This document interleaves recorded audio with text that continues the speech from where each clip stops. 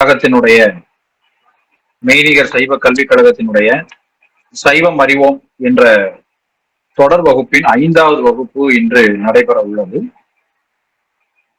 இன்றைய தலைப்பு சித்தாந்த சைவ பார்வையில் வேதம் மற்றும் உபனிஷதங்கள் என்ற தலைப்பிலே நாம் பார்க்க இருக்கிறோம். இன்றைய நிலையில் நமக்கு மிக முக்கியமான ஒரு தலைப்பாக நாம் இதை கருதுகிறோம். சித்தாந்த சைவத்தை பொறுத்த மட்டிலும் இன்று இந்திய அளவில் தமிழகத்தில் அது மிகுந்த செல்வாக்குடனும் மக்கள் மத்தியில் நடைமுறை வாழ்க்கையோடு தொடர்புடைய ஒரு தத்துவியலாகவும் அது உயிர்ப்புடன் இருக்கிறது. இந்த சித்தாந்த சைவத்தினுடைய மிக முக்கியமான கருதுகோள்கள் எல்லாமே வேதம் மற்றும் சிவாகமங்களை அடிப்படையாக கொண்டவை என்பது பலபடியாக நிறுவப்பட்டிருக்கிறது. சித்தாந்த சைவத்தினுடைய முக்கியமான சாத்திரங்கள் என்று நாம் 14 சாத்திரங்களை சொல்லுகின்றோம். உந்தி களிறு உயர்போதம் சித்தி அப்படின்ற வெண்பா ஒன்று ஏற்கனவே நமக்கு தெரியும். அந்த உந்தி களிறு உயர்போதம் சித்தி என்ற பாடலில் இருக்கக்கூடிய 14 சாத்திரங்களை தவிர மேலும் பல சாத்திரங்கள் நம்முடைய சித்தாந்த சைவத்திலே தமிழிலே எழுதப்பட்டிருக்கின்றன. இதில் மிக முக்கியமாக இந்த சித்தாந்த சைவ சாத்திரங்களை கடந்து 14 சாத்திரங்களை கடந்து இன்னொரு ஒரு மிகப்பெரிய தொகையில் உள்ள நூல்கள்ல மிக மூத்த நூல் என்று கருதப்படுவது ஞானாமிர்தம். இந்த ஞானாமிர்தம் என்ற நூல் ஆகமத்தினுடைய நேரடி மொழிபெயர்ப்பு என்று சைவ பேரறிஞர்கள் கருதுகிறார்கள். அந்த அளவுக்கு சித்தாந்த சைவம் என்பது வேதம் மற்றும் ஆகமங்களுடைய நேரடி கோட்பாட்டையே பயன்படுத்தக்கூடிய ஒரு தத்துவியலாக அமைந்திருக்கின்றது. இங்கே நாம் பார்க்க வேண்டியது என்னவென்றால், சித்தாந்த சைவத்தினுடைய முதல் பிரமாண நூல்கள் வேதம் மற்றும் ஆகமங்கள், சைவாகமங்கள். சைவாகமங்கள் 28, வேதங்கள் 4. இந்த 4 வேதங்கள் மற்றும் சைவாகமங்கள் 28 அடிப்படையிலேதான் நம்முடைய சித்தாந்த சைவத்தினுடைய கொள்கைகள் வரையறுக்கப்பட்டிருக்கின்றன என்பது மிக தெளிவு. அதிலே மாற்று கருத்துக்கு நமக்கு சிறிதும் இடமில்லை. இந்த 4 வேதங்கள் அடிப்படையிலே தோன்றிய மதங்கள் இந்தியாவில் வேறு சில மதங்கள் இருக்கின்றன. இந்த 4 வேதங்களை நாங்களும் அடிப்படையாக கொண்டிருக்கின்றோம் என்று சொல்லக்கூடிய வேறு சில மதங்களும் இந்தியாவில் இருக்கின்றன. அந்த மதங்கள் தங்களுடைய கொள்கைக்கு ஏற்றாற்போல வேதங்களினுடைய வார்த்தைகளுக்கு பொருள் சொல்கின்றன. அதே போலத்தான் சித்தாந்த சைவம் தன்னுடைய கொள்கைக்கு ஏற்றாற்போல வேதத்தினுடைய சில வார்த்தைகளுக்கு பொருள் சொல்லுகிறது, சைவாகமங்களை அடிப்படையாக வைத்து. எனவே சைவம், சைவ சமயம் என்று சொன்னாலே வேதத்திற்கு சம்பந்தம் இல்லை, ஆகமங்களுக்கு சம்பந்தம் இல்லை என்று யாராவது சொன்னால் நாம் சிரித்து விட்டு கடந்து விட வேண்டியதுதான்.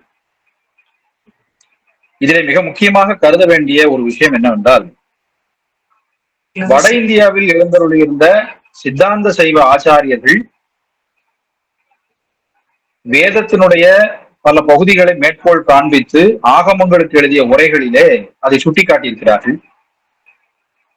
ஆகமங்களுக்கு துணையாக எழுதிய துணை கருவி நூல்களிலும் வேதங்களை மேற்கோள் காண்பித்து எழுதியிருக்கிறார்கள். ஆனால் தமிழிலே அப்படி யாராவது எழுதியிருக்கிறார்களா என்ற சந்தேகம் நம் சைவ பெருமக்களுக்கு அடிக்கடி வருவது உண்டு.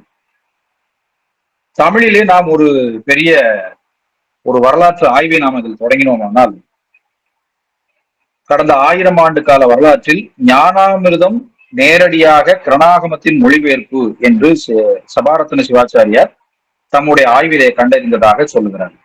அது ஞானபாதம், கிரணாகமம் என்ற கிரண ஆகமம் என்ற ஒரு ஆகமத்தினுடைய ஞானபாதத்தினுடைய நேரடி மொழிபெயர்ப்பு என்று அவர் சொல்லுகிறார்.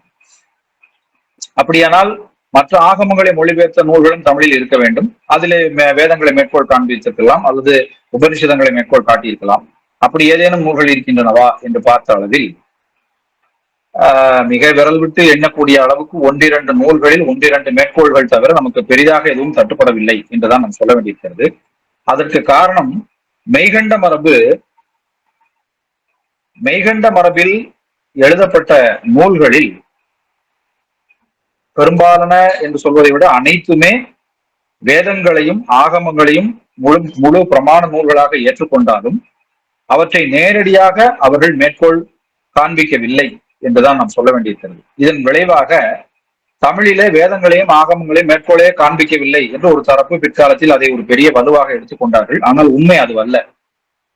இப்பொழுது சிவஞான சித்தியார் என்ற நூலை எடுத்துக்கொண்டோமானால் அந்த சிவஞான சித்தியாருடைய ஒவ்வொரு பாடலும் எந்த ஆகமத்தில் எவ்வாறு சொல்லப்பட்டிருக்கிறது என்று மறைஞான சம்பந்தர் என்ற ஒரு பேரறிஞர், சைவ பேரறிஞர் தனி நூலாகவே, மறைஞான சம்பந்தர் அல்ல, மாசிலாமணி தேசிகர் என்று நினைக்கிறேன், நிர்மலமணி தேசிகர் என்று வடமொழியில அவர் சொல்வார்கள்.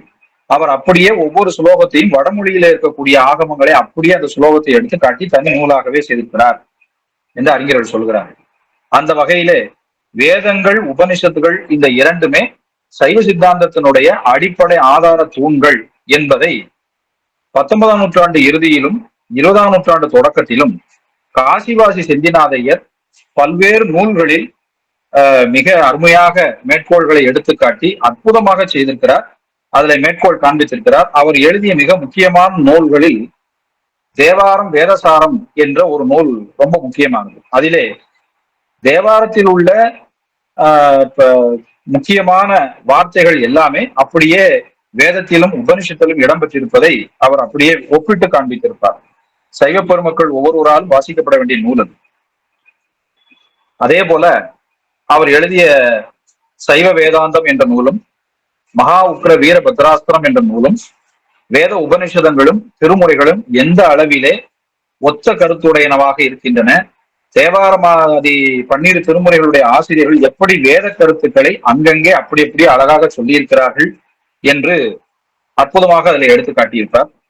எங்களுடைய தீட்சா குருவாகிய திருநெல்வேலி தெற்கு மடத்து அதிபர் வித்யாசங்கர சிவாச்சாரியார் அவர்கள் நம்முடைய தேவாரத்திலே, அப்பரடிகள் தேவாரத்திலே ஒவ்வொரு திருத்தாண்டகத்திலும் அவர் கண்டாய், கான் என்ற விகுதிகளோடு கூடிய பாடல்களை அவர் பாடியிருப்பார் அப்பர் சுவாமிகள். இவையெல்லாம் வேதத்திலே வரக்கூடிய ஒவ்வொரு விதமான அந்த முடிவுகளோடு கூடிய பாடல்களோடு ஒத்த கருத்துடைய பாடல்கள் என்று ஒப்பிட்டு காண்பித்து எங்களுக்கு பாடம் எடுத்திருக்கிறார்கள். அந்த வகையிலே இன்று நாம் மிக முக்கியமான இந்த தலைப்பை பற்றி நாம் சிந்திக்க இருக்கின்றோம். சித்தாந்த சைவ பார்வையிலே வேதங்களும் உபனிஷதங்களும் எப்படி நாம் பார்க்க வேண்டும் என்று சொல்லியிருக்கிறோம். அருணசுந்தரம் ஐயா அவர்கள் வந்து விட்டார்கள் என்று நினைக்கின்றேன். அருணசுந்தரம் ஐயா அவர்களை பற்றி நான் ஒரு சில வார்த்தைகளை இங்கே சொல்ல விரும்புகிறேன். அருணசுந்தரம் சிவாச்சாரியார் அவர்கள் இன்று சம்ஸ்கிருத, சென்னையிலே மயிலாப்பூரில் இருக்கக்கூடிய சம்ஸ்கிருத கல்லூரியினுடைய முதல்வர் பொறுப்பிலே அவர்கள் அமர்ந்திருக்கிறார்கள். மிக கூடிய அறிவுடையவர்கள், சிந்தனை உடையவர்கள்.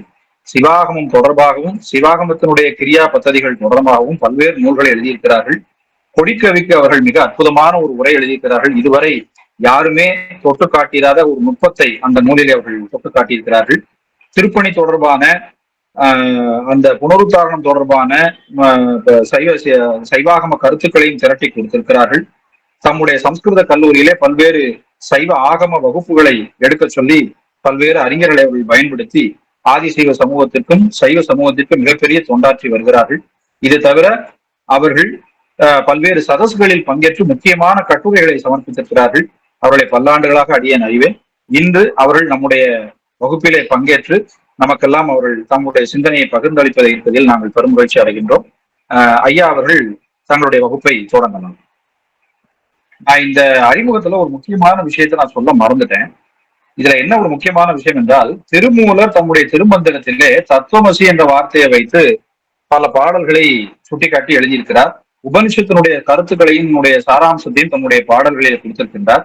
அவர் தொம்பதம் என்று, துவம் என்ற வார்த்தையை தொம்பதம் என்று சொல்லி அதை மிக அற்புதமாக விவரித்து எழுதியிருக்கிறார். எனவே வேத உபனிஷதங்களுடைய தொடர்ச்சியாகத்தான் நம்முடைய சித்தாந்த சைவத்தை நாம் பார்க்கிறோம் என்பது திருமூலர் வழியிலும் நாம் உறுதி செய்து கொள்ள வேண்டிய ஒரு கடப்பாடு நமக்கு இருக்கிறது என்பதை இங்கே நினைவூட்டுகிறேன். நன்றி. ஸ்ரீ குருப்யோ நமஹ. நம பார்வதி பதகே ஹர ஹர மகாதேவ. தென்னாடுடைய சிவனே போற்றி, எந்நாட்டவர்க்கும் இறைவா போற்றி. இந்த அமர்வில் வந்திருக்கக்கூடிய அனைத்து பெரியவர்களுக்கும் முதற்கான நமஸ்காரங்களை தெரிவித்துக் கொண்டு, நமது சொக்கலிங்கம் அவர்கள் சொல்லியது போலவே இந்த சைவம் அறிவோம் என்ற இந்த ஒரு அமைப்பின் மூலமாக சைவ சித்தாந்த கழகம், மெய்நிகர் சைவ கல்விக் கழகம், இந்த அமைப்பின் வாயிலாக 5ஆம் வகுப்பாக இன்றைய தினமானது இந்த உரையானது நடைபெற இருக்கிறது. அதுல சைவ சித்தாந்த பார்வையில் வேத உபனிஷதங்கள் ஓர் அறிமுகம் என்று தலைப்பானது தரப்பட்டு இருக்கிறது. நமது சௌந்தர சொக்கலிங்கம் அவர்கள், நாங்கள் அவர்களை சொக்கலிங்கம் என்றுதான் குறிப்பிடுவோம், அவர்களே நிறைய அறிமுகத்துல நிறைய விஷயங்களை சொல்லியிருக்காங்க. ஆனா நான் இன்னைக்கு முழுக்க ஒரு ஆராய்ச்சி கண்ணோட்டத்துல இதை சொல்லுவானா அப்படின்னு எனக்கு தெரியல. நான் வேற மாதிரி இதை பிரசன்ட் பண்ணணும் அப்படின்னு நினைச்சுட்டு இருக்கேன். அதாவது இந்த விஷயங்கள் நமது சொக்கலிங்கம் போன்றவர்களுக்கு இந்த விஷயம் அவர்களுக்கு தேவையில்லாத விஷயம்தான். ஆனா நான் ஏற்கனவே பல முறை தொகுத்து அளித்த ஒரு கட்டுரை தான் இந்த கட்டுரை. இது எதற்காக இத அளித்தேன் அப்படின்னா, பொதுவாக வேதங்களை பத்தியான ஒரு புரிதல் என்னன்னு யாருக்கும்னா நம்ம சைவ சித்தாந்திகளுக்கு பெருசா ஒண்ணும் இல்லை. அது தவறாக நினைச்சுட்டு இருக்கா மாதிரியான, எத்யபி அதாவது வேதங்கள்லயும் பல இடங்கள்ல திருமுறைகள்லயும் வேதம்ன்ற வார்த்தை இருந்தாலும் கூட அதை பற்றியான ஒரு சரியான ஒரு இது இல்லையோ, ஏன்னா தவறுதான ஒரு புரிதல் இருக்கிறதுனாலதான் வெறுப்பு இருக்கோ அப்படின்ற மாதிரி எல்லாம் தெரிஞ்சு ஒரு கருத்தரங்கத்துல சமர்ப்பணம் பண்ண விஷயங்களை தான் இப்ப நான் தொகுத்து கொடுக்கணும்னு நினைக்கிறேன். அதுல பிரமாணங்களை பத்தி நமது சொக்கலிங்கம் அவர்கள் சொன்னார்கள். நூல்கள்ல கையாளும் பொழுது வேத வாக்கியங்களை கையாள்வதை விட ஆகம வாக்கியங்களை நாம நிறைய கையாளுறோம். அப்ப வேதத்துக்கும் நமக்கும் தொடர்பு இல்லையா அப்படின்ற மாதிரி நமக்கு தெரிகிறது. இந்த சைவ சித்தாந்திகளுக்கு மட்டும் புரிகிற ஒரு விஷயம் அது. நாம இந்த பிரமாணங்களை மொத்தமா உலகங்களையே பிரிக்கும் பொழுது நாம 5 தட்டாக பிரிக்கிறோம். 5 தட்டு. அது நமக்கு எல்லா சித்தாந்த நூல்கள்லையும் கிடைக்கிறது. காமிகாகமத்திலையும் விளக்கமாவே கொடுத்திருக்கு. அந்த 5 தட்டு என்னன்னா, நமக்கு தெரிந்தது போலவே நிவிருத்தி கலை, பிரதிஷ்டா கலை, வித்யா கலை, சாந்தி கலை, சாந்திய தீர்த்த கலைன்னு 5ஆ பிரிப்பாங்க. இன்னும் பல வகையா பிரிப்பாங்க. மொத்த உலகத்தை இந்த மொத்த உலகமானது இந்த 5 வகையில பிரிக்கப்பட்டு இருக்கிறது அப்படின்னு சொல்லுவாங்க. அப்படி சொல்லும் பொழுது அந்தந்த தட்டுகளுக்கு, அந்தந்த உலகங்களுக்கு, நான் தட்டுன்ற வார்த்தையை உபயோகப்படுத்துறேன், கலைன்னு சொல்லாம, அவரவர்களுக்கு இது எது பிரமாணமானதுன்னு அதுவும் சொல்லியிருக்கு. அதுல நிவிருத்தி கலையில இருக்கக்கூடிய புவனங்களுக்கெல்லாம் அங்க லௌகிக கல்விக்கு முக்கியத்துவம் இருக்கும். அடுத்து லௌகிக கல்வி அப்படின்னா இன்றைய நாம பார்க்கக்கூடிய எல்லாமே, எல்லாம் வெளியில பார்க்கக்கூடிய பொருள்களை உற்பத்தி செய்வது, பொருள்கள் தொடர்பானது எல்லாமே லௌகிகம் தான். அடுத்தது 2வது தட்டுல இருக்கக்கூடிய முக்கியமானது வைதிகம், வேத மந்திரங்கள், இதெல்லாம் 2வது தட்டோடு முடிஞ்சிடுது. 3வது தட்டு தொடர்பானது அத்தியாத்மங்கள். அத்தியாத்மம்னு வரும்பொழுது இந்த உபனிஷத்துக்கள்லாம் அந்த இடத்துல வருது. 4வது தட்டு வரும்பொழுது அதிமார்க்கம். அதிமார்க்கம்னு வரும்பொழுது இங்க யோகங்கள்லாம் அதிமார்க்கத்துக்குள்ள வர்றது. அடுத்தது 4 இது. 5வது தட்டுன்னு வரும்பொழுது சித்தாந்தம். சித்தாந்தம்னா சைவாகமங்கள். அப்ப சைவர்களுக்கு பரம பிரமாணமா வச்சுட்டு இருக்கக்கூடிய நூல்கள்லாம் எதுன்னா லௌகிகமான அறிவை தரக்கூடிய நூல்கள். இந்த 2மே முதல் தட்டு. வேதங்கள், வைதிக நூல்கள், அது தொடர்பான கருத்துக்கள், எவ்வளவோ பெரிய பெரிய விசாரங்கள்லாம் இருந்தாலும் கூட அதெல்லாம் 2வது தட்டோட பிரதிஷ்டா கல்வியோட முடிஞ்சிடுத்துன்னு சொல்லிடுறோம். அப்ப இயற்கையாகவே சித்தாந்த விஷயங்களை நாம ஸ்தாபனம் பண்ணும் பொழுது வைதிகமான வாக்கியங்களை விட சைவாகம வாக்கியங்களை வைத்துதான் ஸ்தாபனம் செய்வது அப்படின்றது நமக்கு அதுதான் பண்ணியாகணும்ன்ற மாதிரி தீர்மானம் ஆயிடுது. அதுதான் நம்முடைய கிரந்தங்கள்ல நாம வேதங்களை ஜாஸ்தி கையாளாம இருக்கிறதுக்கு ஒரு காரணம். ஆனா நமக்கு அவர் சொக்கலிங்கம் ஐயா அவர்கள் சொன்னது போலவே அறவே வேதத்திற்கும் சைவத்திற்கும் விரோதம்ன்றது கிடையவே கிடையாது. அதை பல பெரியவர்கள், நமது பாம்பன் சுவாமிகள் போன்றவர்கள்லாம் கூட நிறைய இடங்கள்ல எடுத்து வேதத்திற்கும் சித்தாந்தத்திற்கும் இருக்கக்கூடிய தொடர்பை வந்து பல இடங்கள்ல நிரூபணம் பண்ணியிருக்கா. அது வந்து சித்தாந்தம்னு எடுத்துக்கலாம், அல்லது வெறும் சைவம் சிவபக்தின்னு எடுத்துக்கலாம். சிவபக்தியை ஸ்தாபனம் பண்ற இடங்கள்லயும் கூட சிவனுடைய பரத்வம், சிவபக்தின்னு இல்லாம சிவனுடைய பரத்வத்தை ஸ்தாபனம் பண்ற இடத்துலையும் அப்பைய தீட்சிதர் போன்றவர்கள்லாம் நிறைய வேத வாக்கியங்களை காமிச்சிருக்கா. யோ வேதாதௌ ஸ்வரஃப் புரோக்தா வேதாந்தேச்ச பிரதிஷ்டிதா தஸ்ய பிரகிருதி லீனஸ்ய யஃப் பரஸ்ஸ மகேஸ்வரஹா அப்படின்ற அந்த வேத வாக்கியத்தை எடுத்து அதுல ஈஸ்வரன்ற வார்த்தை வந்திருக்கு. அதனால வந்து வேதத்தினுடைய ஆரம்பத்திலேயே இருக்கக்கூடிய ஸ்வரம்னா ஓம், ஓம்கார ரூபமாகவும் அவர் தான் இருக்கார், அவருக்கு ஈஸ்வரன் பேருன்னு இந்த மந்திரத்தை காண்பிச்சிருக்கா. இன்னும் கூட பல பெரியவர்கள்லாம், பாமன் சுவாமிகள் போன்றவர்கள்லாம் வந்து முருகக் கடவுளும் சிவபெருமான் இவா 2 பேர் தான் பரதெய்வம் அப்படின்றதுக்கு வேதங்கள்ல நமக்கு ஒரு அறிகுறி இருக்குன்னு அவ காமிச்சிருக்கா. ஏன்னா சுப்பிரமணியோகம் சுப்பிரமணியோகம் சுப்பிரமணியம்ன்ற இந்த மந்திரத்துல சுப்பிரமணியம்ன்ற இந்த வார்த்தைக்கு பின்னாடி ஓம் சேர்ந்திருக்கு. அதே மாதிரி ஈசான சர்வ வித்யானாம் ஈஸ்வர சர்வபூதானாம் பிரம்மாதிபதிர் பிரம்மணோதிபதிர் பிரம்மா சிவோமேஸ்து சதாசிவோம் அப்படின்றதுல சதாசிவம்ன்ற வார்த்தைக்கு பின்னாடி ஓம் சேர்ந்திருக்கு.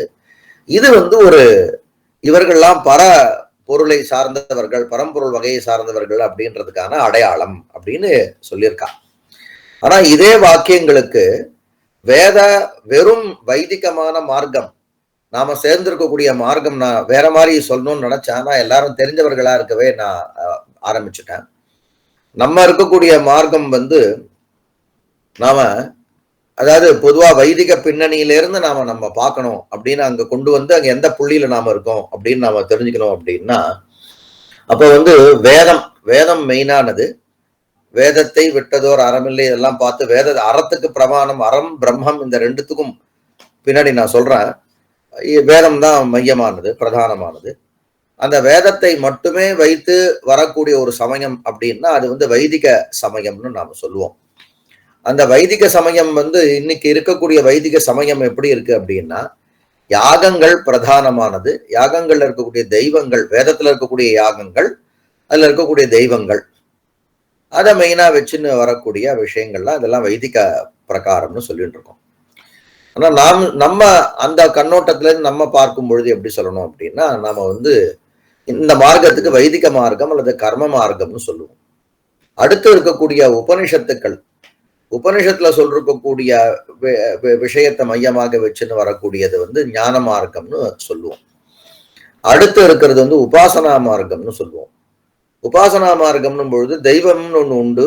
அப்படின்னா வேதத்துல தெய்வம்னு கிடையாதுன்னா வேதத்துல தெய்வம் உண்டு, ஆனா அதற்கு உருவம் இதே மாதிரி ஒரு சிலை போன்ற ஒரு உருவங்கள்லாம் வைத்து அதுக்கு இந்த ரீதியில ஆவாகனம் ஸ்தாபனம் இது போன்ற இந்த ரீதியில அவர்களுக்கு வழிபாடு உண்டா, பூஜைன்னு நாம சொல்லுவோம். அது உண்டானா அது கிடையாது அவளுக்கு.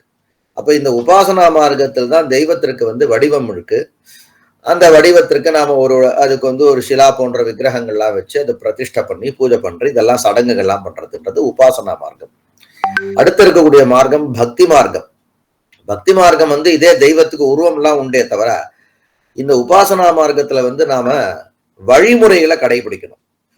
வெறும் பக்தி மட்டும் போதுமானதல்ல, வழிமுறைகளோட கூடிய ஒரு பக்தி இருக்கணும். அதாவது பக்தியோடு கூடிய வழிமுறைகள் பின்பற்றப்படணும். அதுக்கு உபாசனா மார்க்கம். வழிமுறைகளே இல்லாம செய்வதற்கு அதற்கு வெறும் பக்தி மார்க்கம்னு பேரு. இதை தவிரவும் நிறைய இருக்கு. யோக மார்க்கத்துல வெறும் யோகத்தினாலேயே இறைவனை அடையலாம் அப்படின்னு அது ஒண்ணு இருக்கு. அதே மாதிரி நமக்கு பாகவத சம்பிரதாயம்னு வெறும் நாமஸ்மரணம் பண்ணிண்டே பண்ணலாம். இப்படி பலவிதமான இந்த ஆன்மீகம்னு சொல்றோமே தவிர இதுல பலவிதமான வழிகள் இருக்கு. அதுல நாம் பார்க்கக்கூடிய இந்த உபாசனா மார்க்கத்துல பல தெய்வங்கள், முக்கியமா வந்து ஷண்மதங்கள்னு நாம குறிப்பிடுறோம். ஷண்மதம்ன்ற குறிப்பு அருசமயம்ன்றது நமக்கு திருமுறைகள்லையும் கிடைக்கிறது. அருணகிரிநாதர் இவெல்லாம் அதுக்கு முன்னாடி பல நூல்கள் அருமுறைகள் சமயங்கள்ன்றது கிடைக்கிறது. இந்த 6 சமயங்கள் மட்டும் இல்லாம நிறைய சமயங்களை ஆகமமே குறிப்பிடுறது. ஆகமங்கள் குறிப்பிடக்கூடிய சமயம் எல்லாம் பார்த்தா இதெல்லாம் என்னன்னு தெரியல. காமிகாகமத்துல எத்தனை விதமான கல்வி வகைகள் அப்படின்னு காமிகாகமத்துல குறிப்பிடும் பொழுது மீமாம்சாவ இது என்னதுன்னா கீழே இருக்கக்கூடிய நான் முதல் வகையில பிரிக்கும் பொழுது மீமாம்சா சாஸ்திரம், ஆர்ஹத மதம், சாங்கிய மதம், லோகாயத்தம்னு சொல்லக்கூடிய மீமாம்சக மதம், விருக்ஷ ஆயுர்வேதம், மரங்களுக்கான ஆயுர்வேதம், கௌட்டில்யனுடைய அர்த்தசாஸ்திரம், சந்தஸ், நிருக்தம், அலங்காரம், வியாகரணம், பாரதம், ஜோதிஷ சாஸ்திரம், வாத்ஸ்யாயனம், காமசூத்திரம், ஆயுர்வேதம், ஆயுஷ் சாஸ்திரம், தனுஷ் சாஸ்திரம், தண்டநீதி, இதெல்லாம் ஒரு முதல் கட்டுல சேர்க்கிறது. இரண்டாவது கட்டுல பௌத்தம், பாஞ்சராஜ் எல்லாம் முகங்கள், பரமேஸ்வரனுடைய முகங்கள்ல இருந்து இந்தந்த வித்தியைகள்லாம் வந்ததுன்னு சொல்லும் பொழுது, இரண்டாவது அந்த வாமதேவ முகத்திலிருந்து 18 புராணங்கள், தர்மசாஸ்திரம், வேதாந்தம், பாஞ்சராத்திரம், பௌத்தம்லாம் வந்ததாகவும், மூன்றாவதாகிய அகோர முகத்திலிருந்து நியாய சாஸ்திரம், வைசேஷிகம், அது மாதிரி சேஸ்வர சாங்கியம், முதல்ல சொன்னது நிரீஸ்வர சாங்கியம், ஈஸ்வரனை ஒத்துக்கொள்ளக்கூடிய ஒரு சாங்கிய சாஸ்திரம், ஈஸ்வரனை மறுக்கக்கூடிய ஒரு சாங்கிய சாஸ்திரம்னு இருக்கு. அப்ப ஈஸ்வரனை ஒத்துக்கொள்ளக்கூடிய ஒரு சாங்கிய சாஸ்திரம், இதெல்லாம் ஒரு முகம். அடுத்த நான்காவதாகிய இந்த தத்புருஷ முகத்திலிருந்து பஞ்சார்த்தம், லாகுலம், பாசுபதம், மேலே இருக்கக்கூடிய சதாசிவ பெருமானுடைய முகத்திலிருந்து சித்தாந்தம்னு சொல்லக்கூடிய நாம இன்னைக்கு பார்க்கக்கூடிய நாம் அதை பார்க்க போறது இல்ல, இந்த சைவாகமங்கள்னு சொல்லும். அது வந்து பரமேஸ்வரனுடைய சதாசிவனுடைய ஈசான முகத்திலிருந்து உண்டானது. அந்த சாஸ்திரத்துக்கு சித்தாந்த சாஸ்திரம்னு பேரு, சைவ சித்தாந்தகான்னு பேரு, சிவ சித்தாந்தகான்னு பேரு, மந்திர தந்திரம்னு பேரு. இதெல்லாம் அவை. எனவே வேதங்களை வந்து நாம வந்து ஒரு இடத்துல நாம ஒத்துன்னு இருக்கோம். அதே மாதிரி வேற இடத்துல காமிகாகமத்துல சொல்லும் பொழுது வைதிகம்னா என்ன, வேதத்துல சொல்றக்கூடிய எல்லாத்தையும் கடைபிடிக்கிறது தான் வைதிகமா அப்படின்னா, வேதத்துல சொல்ற எல்லாத்தையும் இன்னைக்கு இருக்கக்கூடிய சைவர்கள் கடைபிடிப்பது போல தெரியலையே அப்படின்னு ஒரு கேள்வி கேட்டுட்டு அதுக்கு அவர் பதில் சொல்லும் பொழுது, வேத பாஷ்ய விருத்தத்வாத்து சைவம் வைதிகம் உச்சதே என்றார். வேதத்துல இருக்கிறத அப்படியே பின்தொடரணுன்ற கட்டாயம் இல்ல. வேதத்தை காட்டிலையும் அந்த புறசமயங்கள் நாம் சொல்றோம் இல்லையா, வேதத்தை காட்டிலும் யார் பாஹ்யர்களாக இருக்காளோ அவர்களை வந்து வேற இருக்கக்கூடிய கருத்துக்கள்லாம் இருக்கிறதுனால இதுக்கு வைதிகம்னு பேரு. வேத பாஹ்ய விரோதி இந்த கருத்தை வந்து காமிகாகமத்துல சொல்றது. இப்படி நமது சாஸ்திரமானது வைதிகம் தான். இப்ப வேதங்களை பத்தி நாம தெரிஞ்சுக்கணும் அப்படின்னு நாம இன்னைக்கு பார்க்க போறோம். அதுல வேதங்கள், அந்த வேதம்ன்ற வார்த்தை நம்ம தேவாரங்கள்லாம் பார்த்தோம்னா சமயாச்சாரியால், சந்தானாச்சாரியால் இவாள்லாம் வந்து பரமேஸ்வரனை இது மாதிரி வேற மொழியில வந்திருக்கான்னு தெரியும் நமக்கு. சொக்கலிங்கமையா தான் சொல்லணும் எனக்கு. வேறு ஊர்கள்ல இருக்கக்கூடிய, வேறு மாநிலங்கள்ல இருக்கக்கூடிய சமயத்துல, அந்த சைவமா இருக்கலாம், சாக்தமா இருக்கலாம், அந்த சமயங்கள்ல எல்லாம் வந்து பரமேஸ்வரனை, அந்த தெய்வத்தை வந்து மொழி வடிவினராக அவெல்லாம் வர்ணனை பண்ணியிருக்காளா? இப்ப மராட்டினா மராட்டி வடிவமாக இறைவன் இருக்காருன்னு அவ சொல்லியிருக்காளா அப்படின்றது நமக்கு சந்தேகமா இருக்கு. இந்த சம்ஸ்கிருத நூல்கள் எல்லாம் கூட நாம பார்த்தோம்னா அந்தந்த சுவாமிய சம்ஸ்கிருத நூல்கள்லாம் புகழுமே தவிர பாஷா வடிவமாக, மொழி வடிவனராக அந்தந்த இறைவன் இருக்காருன்னு சம்ஸ்கிருதத்திலே நானும் எங்கேயும் பார்க்கல. அக்ஷரங்கள், அதாவது எழுத்துக்கள்லாம் இறைவன் வடிவன் சாதாரணமா சொல்றது. ஆனா ஸ்துதி ஸ்தோத்திரம் செய்யும் அந்த சமயத்துல மொழி வடிவனர் அப்படின்றது நமக்கு தமிழ்ல இருக்கக்கூடிய இந்த திருமுறைகள்ல தான் காணப்படுறது. அதுல இறைவன் வந்து மொழி வடிவனர் மட்டும் இல்லாம வேத வடிவனர்னு சொல்லியிருக்கு. அப்ப இறைவன் வந்து வேத வடிவனர்னு சொல்லிருக்கார். வேதத்தை வந்து இறைவன் வந்து ஓதிண்டே இருக்காருன்னு வருது. வேதத்தை வந்து இறைவன் வந்து அடுத்த வாழ்க்கை சொல்லி கொடுத்துட்டு இருக்காருன்னு வருது. அந்த வார்த்தைகள் திருப்பி ஆராய்ச்சி பண்ணா வேதத்தையும் பரமேஸ்வரனையும் பிரிக்கவே முடியாதுன்ற அளவுக்கு அத்தனை வார்த்தைகள் வருது. வடமொழியும் தென் தமிழும் மறைகள் 4 ஆனவன் கான். பாருங்க, வடமொழியும் மொழியும் பிரிச்சிருக்கு, தென் தமிழும் சொல்லி மறைகள் 4 அப்படின்னு இந்த வார்த்தையும் அதுல வந்து வந்திருக்கு. அதுல இறைவன் வெறும் வேதத்தை ஓதக்கூடிய அந்தணர்னு வார்த்தை வருது. பரமேஸ்வரன் நம்முடைய தெய்வம், நாமெல்லாம் சைவர்கள்னு முதல்ல தீர்மானம் பண்ணிடணும். சைவர்கள் தான் அப்படின்னு தீர்மானம் பண்ணிட்டு நாம இந்த விஷயங்களை அணுகிறதுன்றது வேற. சைவர்கள் அப்படின்னு தீர்மானம் இல்லாம பொதுவா அணுகிறதுன்றது வேற. இப்ப நான் எப்படி அணுகிறேன்னா, நாம சைவர்கள் அப்படின்னு நினைச்சிட்டு அந்த நம்பிக்கையின் பால்ல தான் நான் வந்து அணுகிட்டு இருக்கேன். இதுல வந்து அவர் வந்து மறை ஓதும் அந்தணர்னு சொல்லிருக்கார், செந்தமிழர்னு அவரை சொல்லிருக்கார். அப்ப இறைவன் இதுல இருந்து ஒண்ணு மட்டும் தெரியுது, நாம வந்து சண்டை போடக்கூடாதுன்றத அவளுக்கு முக்கியமான நோக்கமா இருக்கு. அப்ப வந்து வைதிகர்கள் வேற, பிராமணர்கள் வேற, தமிழர்கள் வேற அப்படின்ற ஒரு வேறுபாடு பிறரிடத்தில் இருந்தாலும் கூட இருக்கலாம், சைவர்கள்ட்ட இருக்கக்கூடாதுன்னு இவர்களுடைய நோக்கம் தெரியுது. இல்லாட்டா சேர்த்து சொல்லணும்ன்ற ஒரு அவசியம் இல்லை. அடுத்தது வேதங்களை பத்தி சில வார்த்தைகள்லாம் சொல்லி நான் புரிய வைக்கிறேன். வேதங்களுக்கு மறை அப்படின்னு ஒரு வார்த்தை வந்து நமக்கு தேவாரங்கள்ல நிறைய கிடைக்கிறது. அது பாருங்க, அந்த வார்த்தையெல்லாம் அருமறை சொன்னது என்னே மறை, மறை வழக்கமில்லாத மா பாவிகள், அருமறை சிந்தை செய்யா நலிதரு மறை மொழியொடு, இதெல்லாம் இந்த மறைன்ற வார்த்தை இருக்கு. அப்ப இந்த மறைகளுக்கு என்ன அர்த்தம்னு நாம தெரிஞ்சுக்கணும். மறைனா வேதம்னு பொதுவா தெரியும், ஆனா ஏன் அதை மறைன்னு சொன்னார் அப்படின்னு நாம தெரிஞ்சுக்கணும். நான் எழுதின கட்டுரை தான், அதை மையமா வச்சுதான் நான் பேசுறேன். இது ஒரு விஷயம். அடுத்து மறைகள் பார்க்கும் பொழுது நாம எனக்கு நான்மறைன்னு சொல்றோம். ஆனா நான்மறை மட்டும் தானா, வேற இல்லையா அப்படின்னா வேற சில இடங்கள்ல 3 மறைகள்ன்ற ஒரு குறிப்பும் இருக்கு. இன்னொரு இடத்துல வரும்போது மறைகளுக்கு எண்ணிக்கையே இல்லைன்னு ஒரு இடத்துல வருது. அது பன்மறையோர் அவர் தாம் பரவ, பன்மறையோர் பல மறைகள்னு வந்துருத்தீங்க. சரி, இதுவாது பன்மறையோர்ன்றது வந்து பண்ணுன்றது வந்து மறையோர்ல சேர்றதா இல்ல மறையில சேர்றதான்னு அது ஒரு ஆராய்ச்சி இல்லையா? மறைகள் பலவகப்பட்டதுன்னு சொல்ல வராரா, இல்ல மறையை ஓதக்கூடியவர்கள் பல வகையானவர்கள் சொல்றாரான்னு சந்தேகம் வந்துடும் இல்லையா? வேற அடுத்த வார்த்தை பாருங்க, மறையாயின பல சொல்லின்னாரங்க. அந்த இடத்துல வந்து வேதங்கள்லாம் பல வகை இருக்குன்றது நமக்கு தீர்மானம் ஆயிடுது. மறையாயின பல சொல்லி உண்மலர் சார்ந்தவை கொண்டு முறையான் மிகு முனியர் தொழு முதுகுன்றம் அடைவோமே என்றார். சரி, இதுவும் சந்தேகம் வந்துடும். மறை வேற வேதங்கள் வேறன்னு சொல்ல நம்ம தான் என்ன வேணா வியாக்கியானம் பண்ணிட்டே இருப்போமே. ஆனால் அடுத்தது பாருங்க, வேதங்கள் வேறு வேறு தரித்தவன்றார். அப்ப வேதங்களே வேறு வேறு விதமான வேதங்களை தரிச்சுட்டு இருக்கார் சுவாமின்னு வருது. அப்ப அடுத்தது கம்பனுடைய வாக்கியமும் எடுத்துக்கலாம். எல்லையில் மறைகளாலும் இயம்பரும் பொருள்னு அவர் அங்க ராமரை சொல்றாரு இல்லையா? அப்ப எல்லையில் மறை, அங்கு எல்லை கிடையாதுன்னு வந்துருது. அடுத்தது இன்னும் திருமுறைகள், இது ஒரு பக்கம். அடுத்து 4ன்ற இடம் எங்கெங்க வந்திருக்கு பாருங்க. செய்தவ நான்மறையோர்கள் ஏத்தும், நான்மறையோர்கள் நான்மறையோர் வழிபாடு செய்ய மறை 4ம் விரித்து உகந்தீர் பண் ஒளி சேர் நான்மறையான் மறைகள் 4ம் ஆனவன்கான். நிறைய இருக்கு. இதேதான் இப்ப நான்மறைகள்ன்ற வார்த்தை, நால் வேதம்ன்ற வார்த்தை, இதோட கூட சுருதின்ற வார்த்தை, இதெல்லாம் ஸ்ருதின்னு நாம சொல்லுவோம் சம்ஸ்கிருதத்துல. சுருதின்ற வார்த்தையும் இருக்கு. அறங்கிளரும் நால் வேதம், வேதம் 4னும் மெய்ப்பொருளாவது, நால் வேதம் சரித்தது, ஆரங்கம் ஐவேள்வி இணைந்த நால் வேதம் 3 எரி. இதை விட வந்து இத ஞானசம்பந்தர் வந்து 3ஆம் திருமுறையில ஓமாம்புலியூர் தேவாரத்துல வருது. இது வந்து நமக்கு ரொம்ப பிரமாணம். அதாவது 4 வேதங்கள் என்ன அப்படின்னா அறவேதம், பொருள் வேதம், இன்ப வேதம் இப்படின்னு பிரிச்சு, இது தப்புன்றது இங்க வார்த்தை பாருங்க. 4 வேதம் எப்படிப்பட்டதுன்னு அவர் வந்து அதுக்கான ஒரு உரிச்சொல் போடுறாரு. 6 அங்கத்தோடு கூடிய 4 வேதம், 5 வேள்விகளோடு கூடிய ஒரு 4 வேதம்ன்றார். 6 அங்கம் வேள்வி இணைந்த 4 வேதம்னார். அப்ப புதுசா நாம ஏதாவது ஒண்ணு தயார் பண்ணி இதுதான் 4 வேதம்னு சொல்ல போறோமோன்ற பயங்கத்துல 6 அங்கங்கள் சேர்ந்த 4 வேதங்கள் ஐவேள்வின்றார். 6 அங்கம்னா நான் அப்புறமா சொல்றேன் பின்னாடி. அடுத்தது சொற்பால பொருட்பால சுருதி ஒரு 4ம். அடுத்தது நாம என்ன சொல்றோம், சுருதி வேற வேதம் வேற மறை வேறன்றோம்.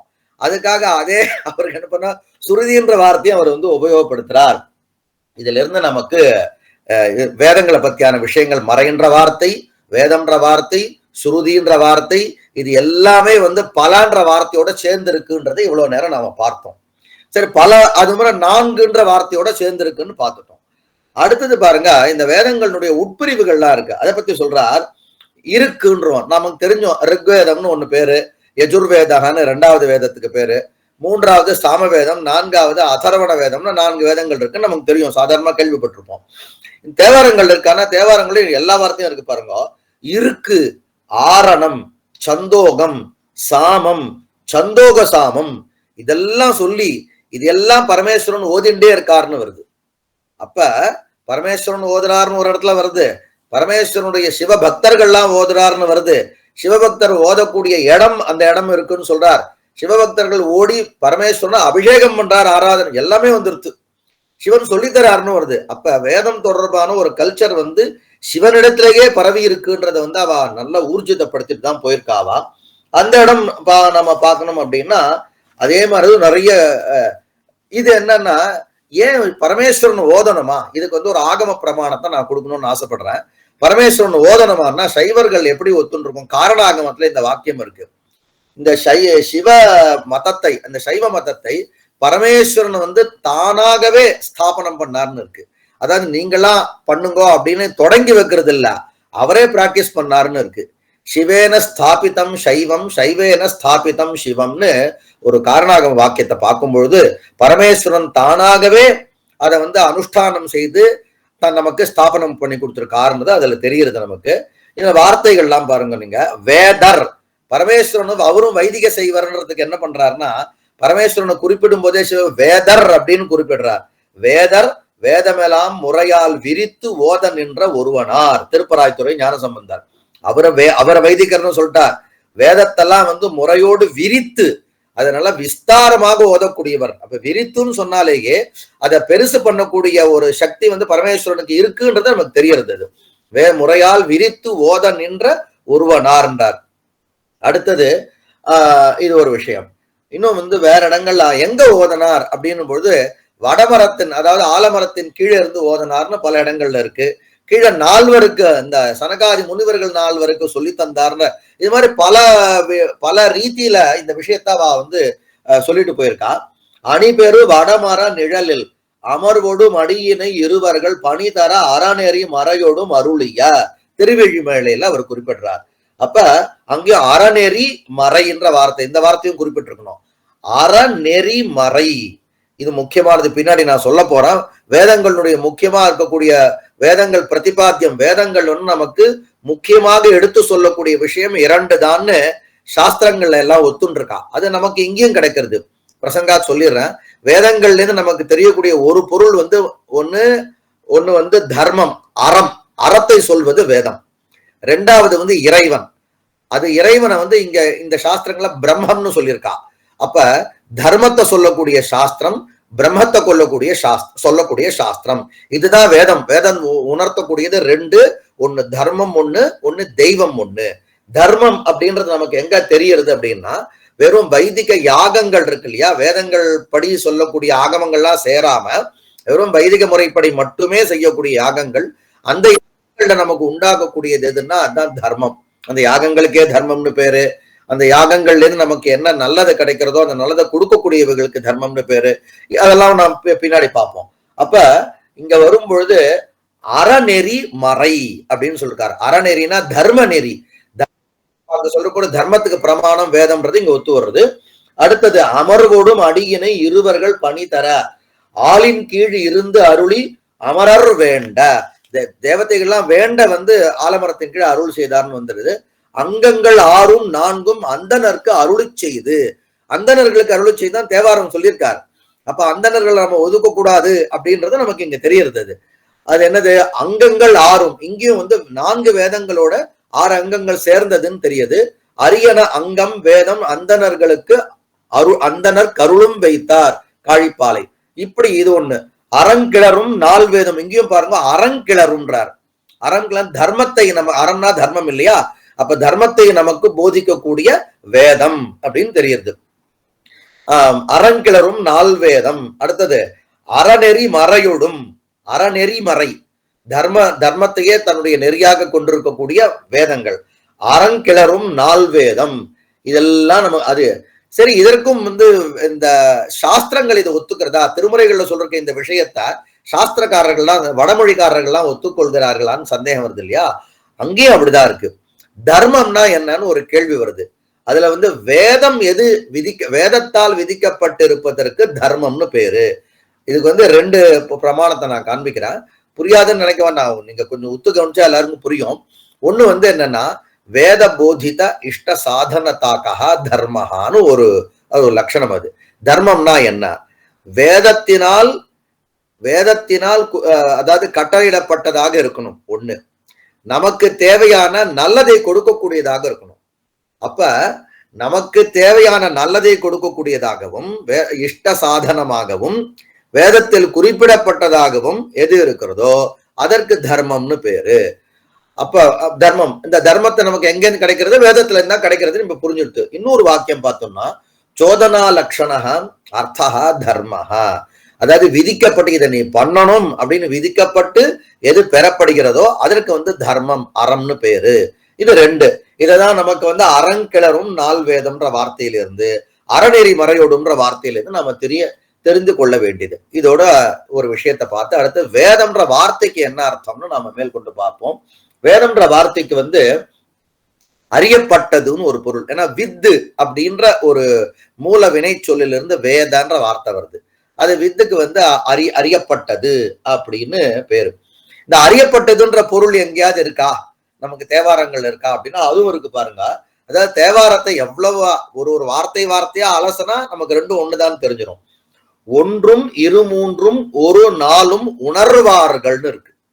அப்ப வேதம் அப்படின்றத, அது வேதம் அப்படின்னா உணரப்பட்டது அப்படின்றத நமக்கு குறிப்பாக உணர்த்தற்காக ஒன்றும் இரு மூன்றும் ஒரு நாளும் உணர்வார்கள்னார்.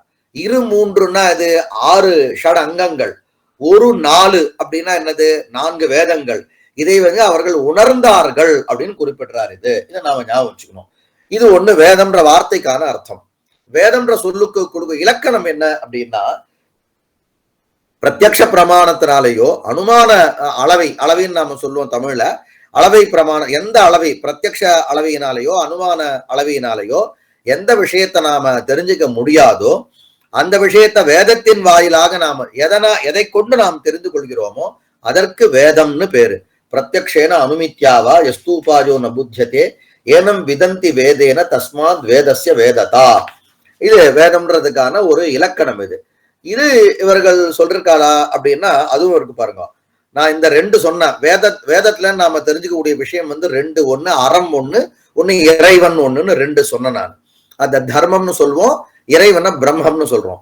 இதற்கு பாருங்க, அறநெறி மறைன்றார் ஒரு இடத்துல, அறங்கிளரும் நால்வேதம்ன்றார், நால்வேதம் சரித்தது நன்னெறி அப்படின்றார். இதெல்லாம் தர்மத்துக்கு பிரமாணம், தர்மத்துக்கு வேதம் தான் பிரமாணம்ன்றதுக்கான அடையாளங்கள் இது. அடுத்தது பாருங்க, தெய்வம்னு சொன்ன பிரம்மம்னு இது எங்கேயா வந்திருக்குன்னா எனக்கு தெரிஞ்சு ஒரு இடத்துல வருது. திருவிழிமேலை ஞானசம்பந்தர் 3ஆம் திருமுறை குறிப்பிடும் பொழுது செந்தமிழர் தெய்வமறை நாவர்ன்றார். இவ்வளவு தூரம் அருமறை அறமறைன்னு சொன்னவர் மறைன்றார். இது இப்ப ஒரு நூலுக்கு நாம பொருள் கொள்ளும் பொழுது அதற்கு முந்தைய காலத்தில் என்னென்ன நூல்கள்லாம் தரவுகள்லாம் இருக்கோ அதை வச்சுட்டு பார்க்கணும். அப்ப இந்த திருமுறைகள்லாம் வேதம் சார்ந்ததுன்றதுல எந்த சந்தேகமும் இல்லை. அப்ப இதற்கு பொருள் சொல்லும் பொழுது இதை சார்ந்து இருக்கக்கூடிய சாஸ்திர நூல்கள்லாம் எப்படி இருக்குன்னு பார்த்துன்னு பொருள் சொன்னாதான் நல்லா இருக்கும். அப்ப தெய்வமறைனா வேதத்துல இருந்துதான் உங்களுக்கு தெய்வமும் நமக்கு கிடைக்கிறதுன்னு தெரியுது. வேதத்துல இருந்து தெய்வம் ஒண்ணுமே இல்லையே, வருணன் தானே இருக்கார், இந்திரன் தானே இருக்கார், அக்னி தானே இருக்கார் அப்படின்னா உஷஸ் இருக்கு, அதெல்லாம் இருக்கு. தெய்வம் இல்லவே இல்லையா? நல்லா யோசிச்சு சொல்லுங்க. உங்களுக்கு எத்தனை இடத்துல தெய்வம் நம்ம பார்வையில வேணா குறைவாக இருக்கலாம். நம்மளுடைய பார்வையில தெய்வம் சிவனுடைய வார்த்தைகள் குறைவாக இருக்கலாம், விஷ்ணுன்ற வார்த்தை குறைவாக இருக்கலாம், ருத்ரன்ற வார்த்தை குறைவாக இருக்கலாம், இந்திரன் ஜாஸ்தியா இருக்கலாம். ஆனா வேதங்கள் அறவே இல்லைன்னு சொல்றது தப்பு இல்லையா? அப்ப வேதங்கள்ல இருந்து நமக்கு தெய்வத்தை பத்தியான தகவல் கிடைக்கிறதுனால அந்த மறைக்கு என்ன பேரு, தெய்வ மறைன்ற பேரும் உண்டுன்றது நமக்கு தெரியாது. இத வேதத்துல இருந்து தர்ம பிரதிபாதகம் சாஸ்திரம், வேத பிரதிபாதகம் சாஸ்திரம், தர்ம மீமாம்சா பிரம்ம மீமாம்சா அப்படின்னா அவ பிரிப்பார்கள். அதோட தொடர்பு இருக்குன்றது நமக்கு தெரியுது. தர்ம பிரம்ம பிரதிபாதகம் சாஸ்திரம் வேதா. தர்ம பிரம்ம பிரதிபாதகம், தர்மத்தை பிரதிபாதனம் செய்யக்கூடியது, பிரம்மத்தை பிரதிபாதனம் செய்யக்கூடியது எதுவோ அதுதான் வேதம்னு தெரியறது. அடுத்தது வேதத்துக்கு ஒரு வார்த்தை என்னன்னா ஸ்ருதி. அடுத்தது இன்னொரு வார்த்தை என்னன்னா, எந்த ஒண்ணுல இருந்து நீங்க உலகம் தொடர்பான எல்லா விஷயத்தையும் தெரிந்து கொள்கிறவர். இப்ப நான் வேதம்ன்ற வார்த்தையை பத்தி நான் விளக்க ஆரம்பிச்சேன். நான் வித்துன்னா அறிதல் அப்படின்னு வச்சுட்டு மேல ஒன்னொன்னா சொல்லிட்டே வந்தேன். அதுல ஒரு லட்சணம் இருக்கு. எதுல இருக்குன்னா, ரிக்வேதத்துக்கான பாஷ்ய பூமிகா சாயனர் எழுதினது. அதெல்லாம் பிற்காலத்துல வந்திருக்கும், இருந்தாலும் தகவல் நாம தெரிஞ்சுக்கணும். சாயனர் எழுதின அதுல ஒண்ணு சொல்றார், இந்த உலகம் தொடர்பான எல்லா விஷயமும் எதிலிருந்து கிடைக்கிறதோ அதற்கு வேதம்னு பேருண்டார். ஏன்னா அறிதல்ன்றதான வினை சொல்லதுக்கு. ததா ஆதி சிருஷ்டி ஆரம்பிய அத்ய பர்யந்தம், ஆதி சிருஷ்டிலிருந்து இன்னி வரை பிரம்மாதிபிகி சர்வாக சத்திய வித்யாக ஸ்ரூயந்தே அனயா. வேதத்துக்கு ஸ்ருதின்னு பேர் இல்லையா? ஏன் ஸ்ருதினா கேட்கப்படுகிறதா. இதன் வாயிலாக உலகம் தொடர்பான அனைத்து தரவுகளும் கேட்கப்படுகின்றன அப்படின்ற காரணத்தினால அதுக்கு ஸ்ருதின்னு பேருன்னு எங்க சொல்றாரு? இது ரிக் பாஷ்யத்துல சாயனர் சொல்றார். இதுக்கு நிகராக ஒரு தேவாரம் இருக்கானா இருக்கு பாருங்க. திருக்கலையநல்லூர்ல 7ஆம் திருமணி சுந்தரர் சொல்லும் பொழுது வேதத்தை பெருமேதை மறை என்றார். பெருமேதைன்றார். இப்ப எனக்கு என்ன பொறுத்தவரை அந்த மேதைன்ற வார்த்தை மறையினுடைய உரிச்சொல்லாதான் நான் பாக்குறேன். மறை எப்படிப்பட்டதுன்னா பெருமேதைன்னார். பெருமேதைனா அங்கிருந்து நீங்க எல்லா விஷயத்தையும் தெரிஞ்சுக்கலான்றது சாயனர் சொல்லிருக்கக்கூடிய இதுவும் இவா நமக்கு நம்ம தேவாரங்களை பெருமறைன்னு சொல்றதுக்கும் ஒத்து போறதை நாம குறிச்சுக்கணும். இது ஒரு விஷயம். அடுத்தது வேதத்திற்கு மறைன்னு பேர் தமிழ்ல சொன்னோம் இல்லையா, ஏன் மறைன்ற வார்த்தை வேதத்துக்கு வந்தது அப்படின்னும் பொழுது அது தொடர்பான ஒரு சில விஷயங்கள். இத மறை பொருள்களை விளக்குவதால் மறை, இதை நாம கேட்டிருப்போம். அதான் சில விஷயங்கள்லாம் வெளியில நாம இஷ்டத்துக்கு பேச முடியாது, சொல்ல முடியாது. அது மாதிரி ரகசிய பொருட்கள்லாம் உள்ளுக்குள்ளே வைத்திருக்கக்கூடிய காரணத்தினால் அதற்கு மறை பொருளை விளக்குவது மறை. இது ஒண்ணு சொன்னோம். இது மறை பொருள்னு எதுக்கு தெரியுமா பேரு? மறை பொருள்னா என்ன அர்த்தம் அப்படின்னா, கண்ணால அவ்வளவு சீக்கிரம் காண முடியாத பொருள். சீக்கிரம் காண முடியாத பொருள் என்னன்னா, முதல்ல சொன்னது போல அந்த ரெண்டு என்ன அப்படின்னா, ஒன்று அறம், மற்றொன்று இறை. அறம் தான் தர்மம், இன்னொன்னு இறை தான் பிரம்மம். அப்ப கண்ணால் காண முடியாத மறை பொருளாகிய, மறைந்திருக்கக்கூடிய பொருளாகிய அறத்தினையும், அறத்தை பார்க்க முடியாது, அறம் பார்க்க முடியாது. நாம என்ன நம்ம அறம் செய்வதை நம்ம கண்ணால பார்க்கலாமான்னு நினைச்சுட்டு இருக்கோம். பார்க்க முடியாதுன்னு சாஸ்திரம் தீர்மானம் பண்ணிடுது. என்ன காரணம் சுருக்கமா நான் சொல்ற மாதிரி இருக்கும். இப்போ ஒரு ஹோமம் பண்றோம். ஹோமம் பண்ணா நமக்கு என்ன வருது அப்படின்னா சொர்க்கம் வருதுன்னு நாம சொல்றோம். அப்ப என்ன பண்ணோம், இந்த ஹோமத்துக்கும் சொர்க்கத்துக்கும் தொடர்பு இருக்குன்னு தெரியுது. இந்த ஹோமம் தான் நமக்கு காரணம், சொர்க்கம் தான் நமக்கு காரியம், கிடைக்கக்கூடிய காரிய பொருள் சொர்க்கம். காரணத்துக்கும் காரியத்துக்கும் ஒரு ஒரு இலக்கணத்தை குறிச்சு வச்சிருக்காங்க சாஸ்திரக்காரர்கள்லாம். ஒரு காரணமானது காரியம் உண்டாகிறதுக்கு முன் க்ஷணம் வரைக்கும் நிச்சயமா இருக்கணும்ட்டா. ஒரு காரிய பொருள் எப்போ உண்டாகுதோ அதுக்கு முன்னாடி வரைக்கும் குறைந்தபட்சம் எது இருக்கணும், அந்த காரணம்னு சொல்லிட்டா. இப்ப எனக்கு சொர்க்கம் எனக்கு இறந்ததுக்கு அப்புறம் வரப்போதிய சொர்க்கம். ஆனா இன்னைக்கு நான் பண்றக்கூடிய யாகம் இன்னைக்கு பண்ணி முடிச்சுட்டேன். அப்ப இன்னைக்கு பண்ணி முடிச்சிருக்கக்கூடிய யாகம் என்றோ கிடைக்கக்கூடிய சொர்க்கத்திற்கு எவ்வாறு காரணமாக ஆகும்னு கேள்வி கேட்டுட்டு அதுக்கு மீமாம்சகர்கள் ஒரு பதில் சொல்றாரு. அந்த பதில் சைவ சித்தாந்திகள் ஏத்துக்க போறது இல்ல.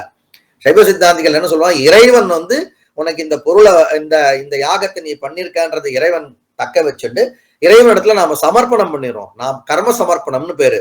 குஹ்யாதி குஹ்ய கோப்தாத்வம்னு சொல்லி எத்கிஞ்சித் கர்மஹேதேவ, நாம் பண்றக்கூடிய கர்மாவை ஒன்னிடத்துல சமர்ப்பணம் பண்றேன், நீ பத்திரமா வச்சுண்டு நான் செத்து போனதுக்கு அப்புறம் எனக்கு நீ மோட்சமாக சொர்க்கமாக எனக்கு குடுன்னு நாம பிரார்த்தனை பண்றோம். அது சைவ சித்தாந்தம் வேற.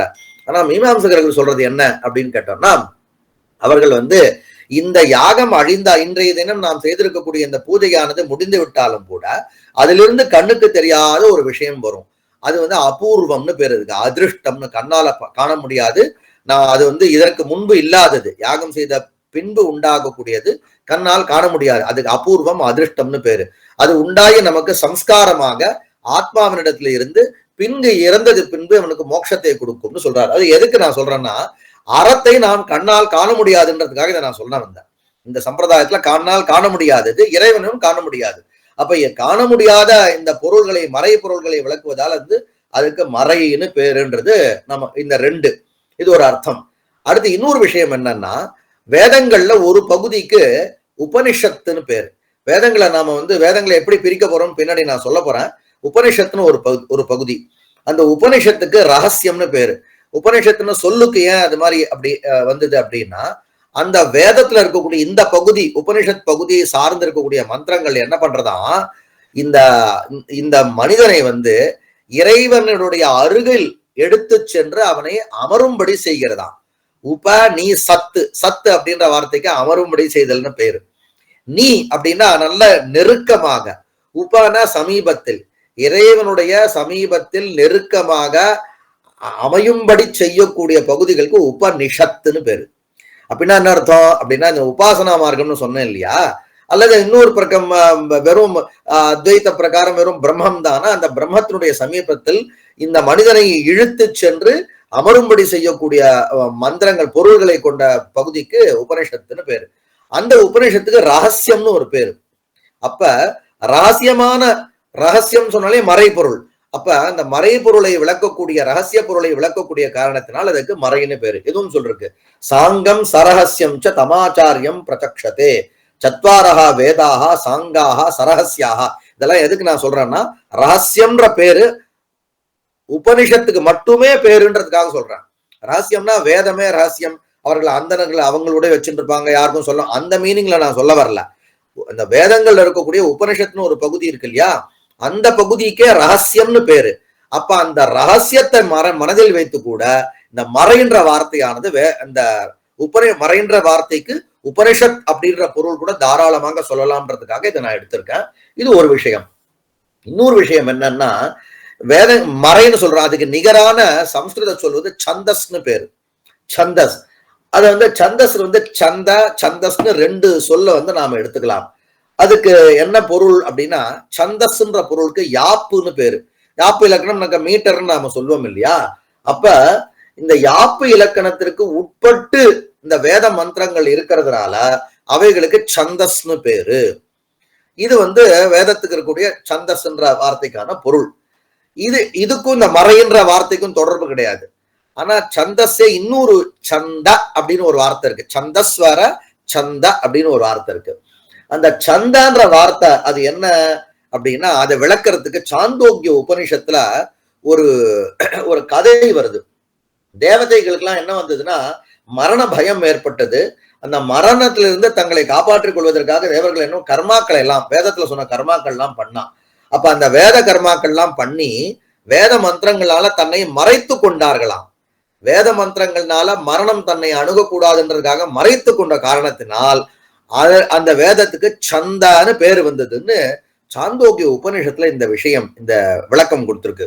அப்ப இதை வைத்து பார்க்கும் பொழுது தன்னை மறைத்து கொள்ள பயன்படுத்தப்பட்ட மந்திரங்களுக்கு மறை அப்படின்னு பேருன்றது இதுவும் நமக்கு தெரியுது. இப்படி அந்த மறைன்ற வார்த்தைக்கு நிகராக நமக்கு 3 விதமான பொருள்கள் நமக்கு கிடைக்கின்றன. அடுத்தது ஸ்ருதி. ஸ்ருதின்ற வார்த்தையை நமக்கு ஆரம்பத்துல இருக்குன்னு பார்த்துட்டோம். அது இன்னொரு விஷயம் என்னன்னா, சந்தஸ். இந்த சந்தஸ்ன்ற வார்த்தைக்கு வேற பொருள் நான் சொல்றேன். இப்ப மறைக்கு நிகராக பொருளை சொன்ன, சொல்லியும் சொன்ன, பொருளையும் சொன்ன. சந்தஸ்க்கு வந்து இன்னொரு பொருள் என்னன்னா, சாம வேதத்துக்கே சந்தஸ் அப்படின்னு பேர். அதுவும் ஒண்ணு ஞாபகம் வச்சுக்கணும். என்ன காரணம் அப்படின்னா, அதுக்கு வேற ஒரு ரீதியில இதெல்லாம் அந்தந்த இலக்கணங்களை வைத்து பொருள் சொல்லக்கூடிய ஒரு வழி இது. அது வந்து ஆஹ்லாதம்னு, சதி ஆஹ்லாதனேன்னு ஒரு மூல வினை சொல். சத்துன்ற வார்த்தைக்கு சந்தோஷப்படுத்துறதுன்னு ஒரு பொருள். அப்ப சாமவேதம் சொன்னான்னா அது கானமாக பாட்டு ரீதியில இருக்கக்கூடிய காரணத்தினால் அதை கேட்க சந்தோஷம் வருதுன்றதுக்காக அதற்கு சந்தஸ் அப்படின்னு அதற்கு ஒரு பேர், அதை விட்டுடலாம். அடுத்து ஸ்ருதின்னு பேரு. இந்த ஸ்ருதின்ற வார்த்தைக்கு என்ன அர்த்தம்? ஸ்ருனா கேட்டல் அப்படின்னு பேரு. அப்ப எது வந்து கேட்கப்பட்டதோ அதற்கு வந்து ஸ்ருதின்னு பேரு. இது நமக்கு தெரியும். எழுதப்பட்டது இல்ல, வேதங்கள் எழுதப்பட்டது இல்ல, தேவதைகளால் கேட்கப்பட்டது அப்படின்னு நாம சொல்லிருக்கோம். இது என்ன? சுருதிகள் நல முதல் கலை துகள் 6 வகை பயில்வொடு மிகு அப்படின்னு திருச்சிவபுரம் ஞானசம்பந்தர் முதல் திருமுறையில இருக்கு. சுருதியான் தலையும் அப்படின்னு பிரம்மாவை சுருதியான ஸ்ருதின்ற வார்த்தையில குறிப்பிட்டிருக்கார். சுருதி 1000 ஓதி அங்கமான தொல் கலைகள் எடுத்து இயம்பும் தோன்றலாரை. எல்லாம் ரொம்ப ரொம்ப ஸ்ருதின்னு சொல்ற இடத்துல 1000 இருக்குன்னு அதையும் சொல்லிட்டார். அங்கமான அதோட அங்கங்கள் தொடர்புடையதுன்னு சொல்லிட்டார். அதனால நம்ம பொய் சொல்றதுன்றது கூடாதுன்றது நன்னா அவ சொல்லியிருக்கார். சொற்பால பொருட்பால சுருதி ஒரு 4ம், அங்கும் சுருதின்ற இந்த 4 வேதங்களுக்கு பேருன்னு இருக்கு. அப்ப ஸ்ருதினா கேட்கப்பட்டது வந்து நமக்கு ஸ்ருதின்னு தெரிஞ்சது, அதை விட்டுடலாம். அடுத்தது ஆம்நாயம். ஆம்நாயம்ன்ற வார்த்தைக்கு நாம சொல்லணும். ஓத்துன்ற வாதம் நமக்கு வார்த்தை வந்து நமக்கு இருக்கு. இந்த ஓத்துன்ற வார்த்தை இருக்கு. இந்த ஓத்துன்ற வார்த்தைக்கு நிகரான வார்த்தை தான் சம்ஸ்கிருதத்துல ஆம்நாயம்ன்ற வார்த்தை இருக்கு. ஆம்நாயம்ன்ற வார்த்தை என்னன்னா, ஆ அப்படின்னு ஒரு உபசர்க்கம், அதாவது வந்து நம்ம ப்ரிஃபிக்ஸ்னு சொல்லுவோம். ஆன்னு ஒரு உபசர்க்கம், ம்னா அப்படின்னு ஒரு மூல வினை சொல். இந்த ஆக்கு என்ன அர்த்தம்னா அடிக்கடின்னு அர்த்தம். ம்னான்றதுக்கு வந்து சொல்றதுன்னு அர்த்தம். ம்னா அபியாசேன்னு அர்த்தம். அப்ப அடிக்கடி சொல்லப்பட்ட ஒண்ணுக்கு வந்து ஆம்நாயம்னு பேரு. அதாவது ஓதிக்கொண்டே இருக்கக்கூடியது வந்து ஓத்து. அப்ப சொல்லிக்கொண்டே இருக்கக்கூடியது ஆம்நாயம். ஆம்நாயத்துக்கு நிகரான சொல்லு ஓத்து நமக்கு தெரியுது. வேதங்களுக்கு ஆம்நாயம்னு பேரு. வாய்விட்டு சொல்லுதல், அது மாதிரி வந்து பயிலுதல், மறுபடியும் சொல்லுதல், ஓதுதல், இதெல்லாம் அந்த ம்னான்ற ஒரு வினை சொல்லுக்கான பொருள். சிவபெருமான் வந்து இன்னைக்கும் அப்படிதான் இருக்கார், வேதங்களை சொல்லிண்டே இருக்கார். அப்ப வேதம்னா ஏதோ நாம ஒரு கட்டுரை எழுதிட்டு வச்சுட்டோம் அப்படி இல்ல. வக்கீல்கள் வீட்டுல இருக்கக்கூடிய சட்ட புஸ்தகங்கள் மாதிரி வேணும்னா எடுத்து படி பாக்குறது அது கிடையாது. வேதம்னா சொல்லிண்டே இருக்கிறது தான் வேதம். அது நமக்கு தேவாரங்கள்ல நிறைய பரமேஸ்வரன் சொல்லிட்டே இருக்காருன்னு பாருங்க. இன்னைக்கு அதாவது மறை ஓதிக்கொண்டும் பலருக்கு பல சமயங்களில் ஓதுவித்துக் கொண்டும் இருந்தவர்ன்றது நமக்கு தெரியறது. அது பாருங்க, பாலனுக்காய் அன்று பார்க்கடல் ஈந்து பனைத்தெழுந்த ஆளினிற் கீழ் இருந்த ஆரணம் ஓதின்ற வார்த்தை. அருமறை சொன்னது என்ன மிக்க வேத மெய்நூல் சொன்னவனே சொல்லிட்டே இருக்கார். வேதம் ஓதி வெண்ணூல் பூண்டு மறைகள் நிறை நாவர், நாக்கு முழுக்க மறைகள் நிறைஞ்சிருக்கின்றார். வேதமெல்லாம் முறையால் விரித்து ஓத நின்ற ஓதிண்டே இருக்கார். இதெல்லாம் எதுக்கு நான் கொடுக்குறேன்னா, அந்த ஓத்துன்ற வார்த்தைக்கு தகுந்தாற் போல சொற்கள்லாம் நமக்கு தேவாரங்களை கிடைக்கிறதுன்னு. வேத நாவினர் சாமம் பாடுவர் பாடினார் சாமவேதம் சந்தோக சாமம் ஓதும் வாயானை வேதம் ஓதி வெந்நீர் பூண்டு மந்திர வேதங்கள் ஓது நாவர். எக்கச்சக்கமா இருக்கு, நான் ரொம்ப குறைவா தான் எடுத்துட்டு இருக்கேன் நானு. ஓதினார் வேதம் வாயால். அப்ப இதற்கு நிகராக ஓத்துன்றது இருக்குன்றது நமக்கு தெரியறது. அடுத்து இது ஞானசம்பந்தர் ஓத்துன்ற வார்த்தையை யூஸ் பண்ணிருக்காரு. இது நான் இப்ப சொன்னதெல்லாம் ஓதின்றதுதான் சொன்னார். ஓத்துன்றத வார்த்தையே இருக்கான்னு நமக்கு சந்தேகம் வரும்.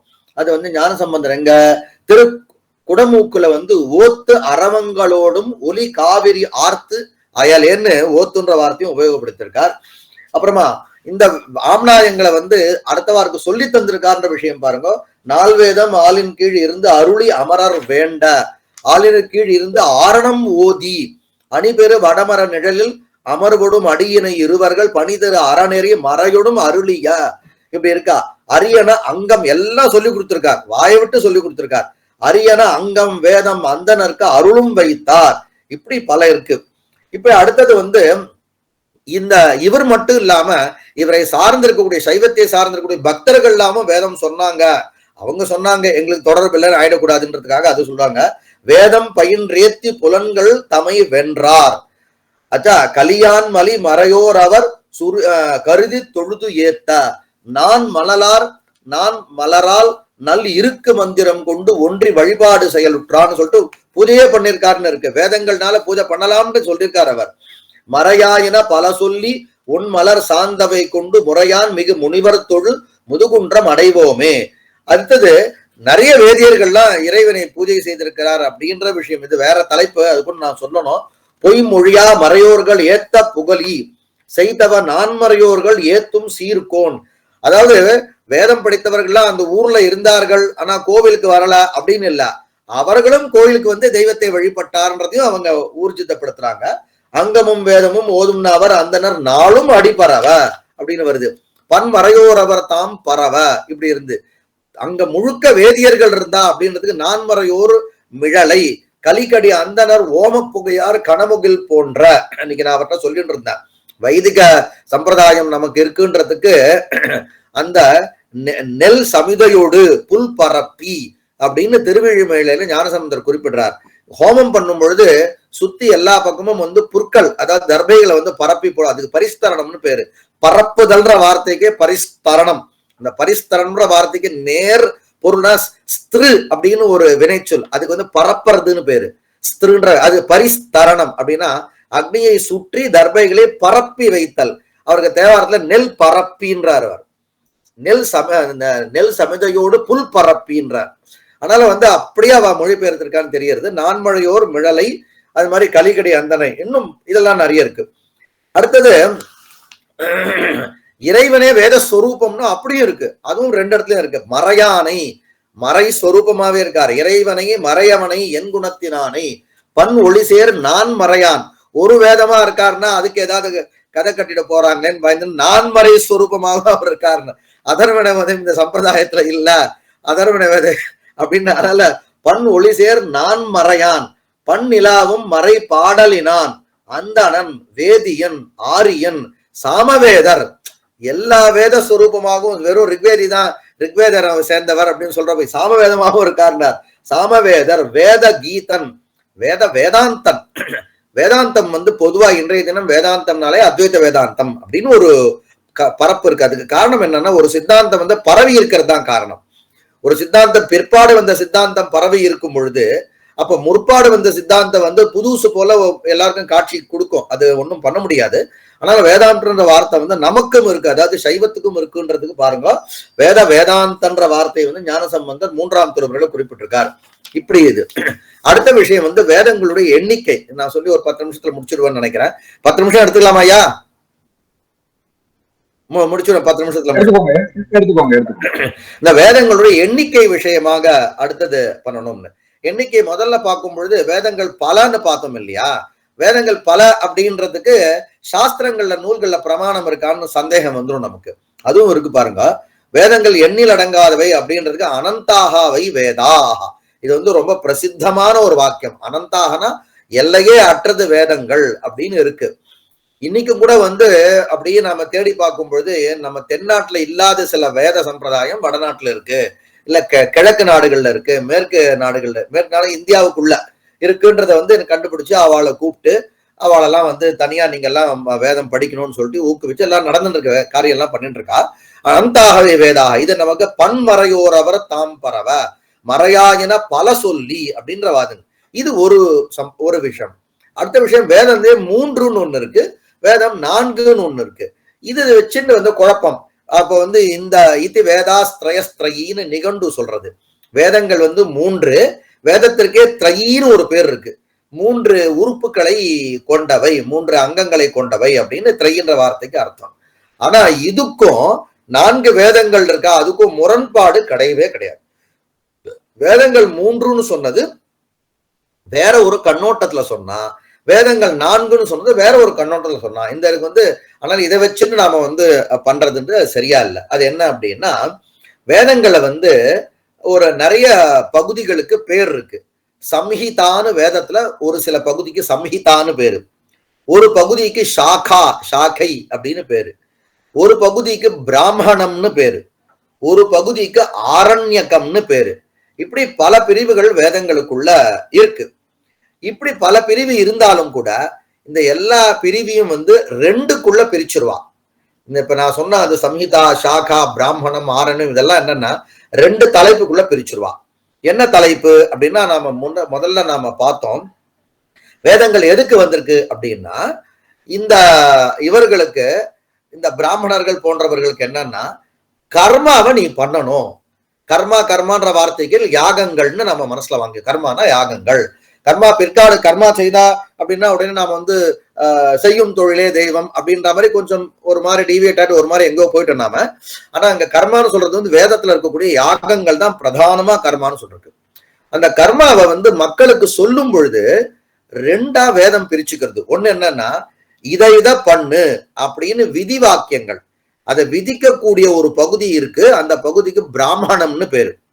யாகங்களை செய்யாதே, இப்படி இப்படி செய்யாதே, இதெல்லாம் சொல்லக்கூடிய விளக்கங்கள் இல்லையா, ரூல்ஸ் இருக்கு இல்லையா, இது போன்ற விஷயங்கள்லாம் வாக்கியங்கள்லாம் சேர்ந்திருக்கக்கூடிய பகுதிக்கு நமக்கு பிராமணம்னு பேரு. இது ஒண்ணு. இவன் என்ன பண்ணா, உதாரணத்துக்கு சோமயாகத்தை செய்ய வேண்டும்னு ஒரு வாக்கியம் இருக்கு. ஆனா அந்த சோமயாகம் பண்ணும் பொழுது என்ன சொல்லணும்னு இவனுக்கு தெரியல, என்ன சொல்லி அந்த சோமயாகத்தை பண்ணணும்னு தெரியல. எப்படி யோசிச்சிருக்காங்க பாருங்க. இன்னைக்கு நாம எந்த லெவலுக்கு வந்துட்டோம்னா, என்னத்தை சொல்லி வேணா எதை வேணா பண்ணலான்ற அளவுக்கு நாம கீழே இறங்கி வந்துட்டோம். வாய்க்கு வந்தது எதை வேணா சொல்லலாம், வாய்க்கு வந்தது எதை வேணா பண்ணலாம்னு 2 ஆயிடுது. ஆனா அன்னைக்கு இதைதான் பண்ணணும்னு சொல்லக்கூடிய ஒரு பகுதிக்கு பிராமணம்னு பேரு. அந்த காரியங்களை பண்ணும் பொழுது எந்த மந்திரங்களை நீங்க சொல்லணும்னு ஒரு தொகுப்பு இருக்கு. அப்ப அந்த மந்திரங்கள் இருக்கா, அந்த நீ என்ன சொல்லணும்னு காரியங்களை பண்ணும் பொழுது பாட வேண்டியது இருக்கு இல்லையா, அதுக்கு மந்திரம்னு பேரு. என்ன பண்ணணும், என்ன பண்ணக்கூடாதுன்னு சொல்லக்கூடிய பகுதிக்கு பிராமணம்னு பேரு. அப்படி 2ஆ பிரிச்சுட்டாது. அந்த இப்ப சோமேன யஜேத அப்படின்னு இருக்குன்னா, சோம யாகத்தை செய்ய வேண்டும், இது என்ன பிராமண பகுதியை சேர்ந்ததா இருக்கும். அந்த யாகம் பண்ணும்பொழுது சொல்லக்கூடிய மந்திரங்கள் இருக்கு இல்லையா, அது வந்து மந்திர பகுதியை சேர்ந்தது. மந்திரம்னா என்ன, எங்களுக்கு வந்து புதுசா நாங்களே வேத மந்திரம்னு எல்லாத்தையும் பொதுவா வேத மந்திரம் தான் நாங்க சொல்லிட்டு இருக்கோம் அப்படின்னு நமக்கு சந்தேகம் வரும். மந்திரம்ன்ற வார்த்தைக்கு என்ன அர்த்தம் பண்றாங்கன்னா, நீங்க அந்த யாகத்தை பண்ணும் பொழுது, அந்த யாகம் பண்றாரு இல்லையா கர்த்தா, அவர் பண்ணும் பொழுது அந்த மந்திரத்தை சொல்லும் பொழுது அந்த செயலுக்கும் அவருடைய பொருளுக்கும் தொடர்பு இருக்கும். உதாரணம், நான் ஒரு மந்திரம் சொல்றப்ப, சந்தியாவந்தனம் நாம பண்றோம். சந்தியாவந்தனம் பண்ணும் பொழுது அந்த கையில வந்து ஜலத்தை எடுத்துட்டு ஒரு மந்திரத்தை சொல்லி குடிக்கணும். அந்த மந்திரம் பாத்தீங்கன்னா நான் அந்த தண்ணியை குடிக்கிறதுக்கும் அந்த மந்திரத்தினுடைய பொருளுக்கும் தொடர்பு இருக்கும். அந்த மந்திரம் என்ன இருக்கும்னா, நான் இந்த ஜலத்தை பருகுகிறேன், எதற்காக, எனக்கு இந்த பாவங்கள்லாம் நீங்க வேண்டும் என்பதற்காக அப்படின்ற பொருள் அந்த வாக்கியத்துக்கு இருக்கும். இதுக்கு என்னன்னா, பிரயோக காலின அர்த்தஸ்மரண ஹேத்துதயா மந்திரானாம் உபயோகா. பிரயோகங்கள் நீங்க அதை அனுஷ்டானம் செய்யும் பொழுது அதற்கு தகுந்தாற் போல பொருளை நீங்கள் நினைக்க வேண்டும் என்பதற்காக அந்த ரீதியில் அமைக்கப்பட்ட சொற்கட்டை கொண்டவைதான் மந்திரம். பிரயோக காலின அர்த்தஸ்மரண ஹேத்துதயா மந்திரானாம் உபயோகா. இது மந்திரம். பிராமண வாக்கியம் அப்படி இருக்காது. இந்த யாகத்தை பண்ணு, அக்னிஹோத்திரம் ஜுஹுயாத், அக்னிஹோத்திரத்தை பண்ணணும், சோம யாகத்தை பண்ணணும், இப்படி இருக்கும். அப்படி இப்படி மெயினா வேதங்கள்ல 2 பாகமா பிரிச்சா. இந்த 2 பாகம் எல்லா வேதங்கள்லயும் இருக்கும். நல்லா தெரிஞ்சுக்கணும். இந்த 2 பகுதி இருக்கு இல்லையா, எல்லா வேதங்கள்லயும் இந்த 2 பகுதி இருக்கும். இருக்காதுன்னு சொல்லவே முடியாது. அது ஒரு விஷயம். அதுல 2வது இந்த மந்திரம் சொன்னேன் இல்லையா, இந்த மந்திர பகுதியை 3ஆ பிரிச்சா.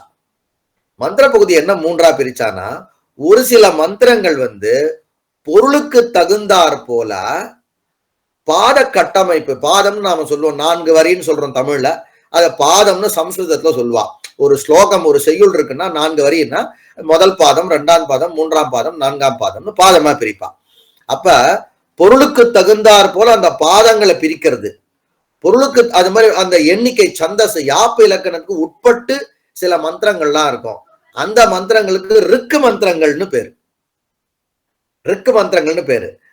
அந்த ரிக்கு மந்திரங்களையே நீங்க கானமாக பாட்டா பாடினீங்கன்னு சொன்னா அவைகளுக்கு சாமம்னு பேர். எந்த மந்திரங்களுக்கு இந்த 2 இலக்கணமும் இல்லையோ அதெல்லாம் யஜுஸ்ன்னு பேர். அப்ப நீங்க என்ன பண்ற, 3 வேதம் சொல்றோம் இல்லையா, 3 வேதம்னு எடுத்தோன்னு மனசுல வாங்கி கூடாது. மொத்த வேதத்தை 2ஆ பிரிச்சுண்டு பிராமண பகுதி அதே மாதிரி மந்திர பகுதின்னு பிரிச்சுண்டு, மந்திர பகுதியை முதல்ல 3ஆ பிரிச்சுக்கணும். ஒண்ணு அதாவது பொருளுக்கு தகுந்தாற் போல பாத கட்டமைப்பும், பொருளுக்கு அது மாதிரி யாப்பு இலக்கணத்துக்கு உட்பட்டு இருக்கக்கூடியதுலாம் ரிக்கு மந்திரங்கள்னு பேரு. அந்த ரிக்கு மந்திரங்கள்லயே சாமத்தை நாம நுழைச்சோன்னு சொன்னா அதுக்கு சாம மந்திரங்கள்னு பேரு. 2 நியமம் இல்லாத மந்திரங்களுக்கு யஜுஸ்ன்னு பேரு. இப்படி 3 வகைப்பட்ட மந்திரங்கள். அதுல ரிக்குன்ற அந்த தன்மையை கொண்ட மந்திரங்கள் நிறைய இருக்கக்கூடிய வேதத்துக்கு ரிக்வேதம்னு பேரு. இந்த மந்திரங்கள் நிறைய இருக்கக்கூடியது கானத்தோட கூடிய மந்திரங்கள் நிறைய இருக்கிறது சாமவேதம்னு பேரு. இந்த 2 இலக்கணத்துக்கு உட்படாத இருக்கிறது யஜுர்வேதம். அந்த மந்திரங்களை நிறைய கொண்ட வேத பகுதிக்கு யஜுர்வேதம்னு பேரு. இப்படி வேதங்கள் மந்திரங்கள்னால 3ஆ பிரிஞ்சது தவிர நீங்க வேற மாதிரி பிரிஞ்சுதுன்னு சொல்றது தப்பு. அடுத்த இன்னொரு விஷயத்த 4 வேதங்களுக்கு இப்ப நான் வரேன். இதுக்கு நிறைய எழுதி வச்சிருக்கேன், ஆனா நேரம் இல்லை எனக்கு, நான் அதெல்லாம் ஸ்கிப் பண்ணிடுறேன். 4 வேதங்கள் வரும்போது என்ன அப்படின்னா, நேரம் நம்ம உபனிஷத்துகளை பத்தி ஒரு சின்ன அறிமுகம் கொடுத்துடலாமே. கொடுத்துறேன். ரொம்ப முக்கியம். கொடுத்துறேன்.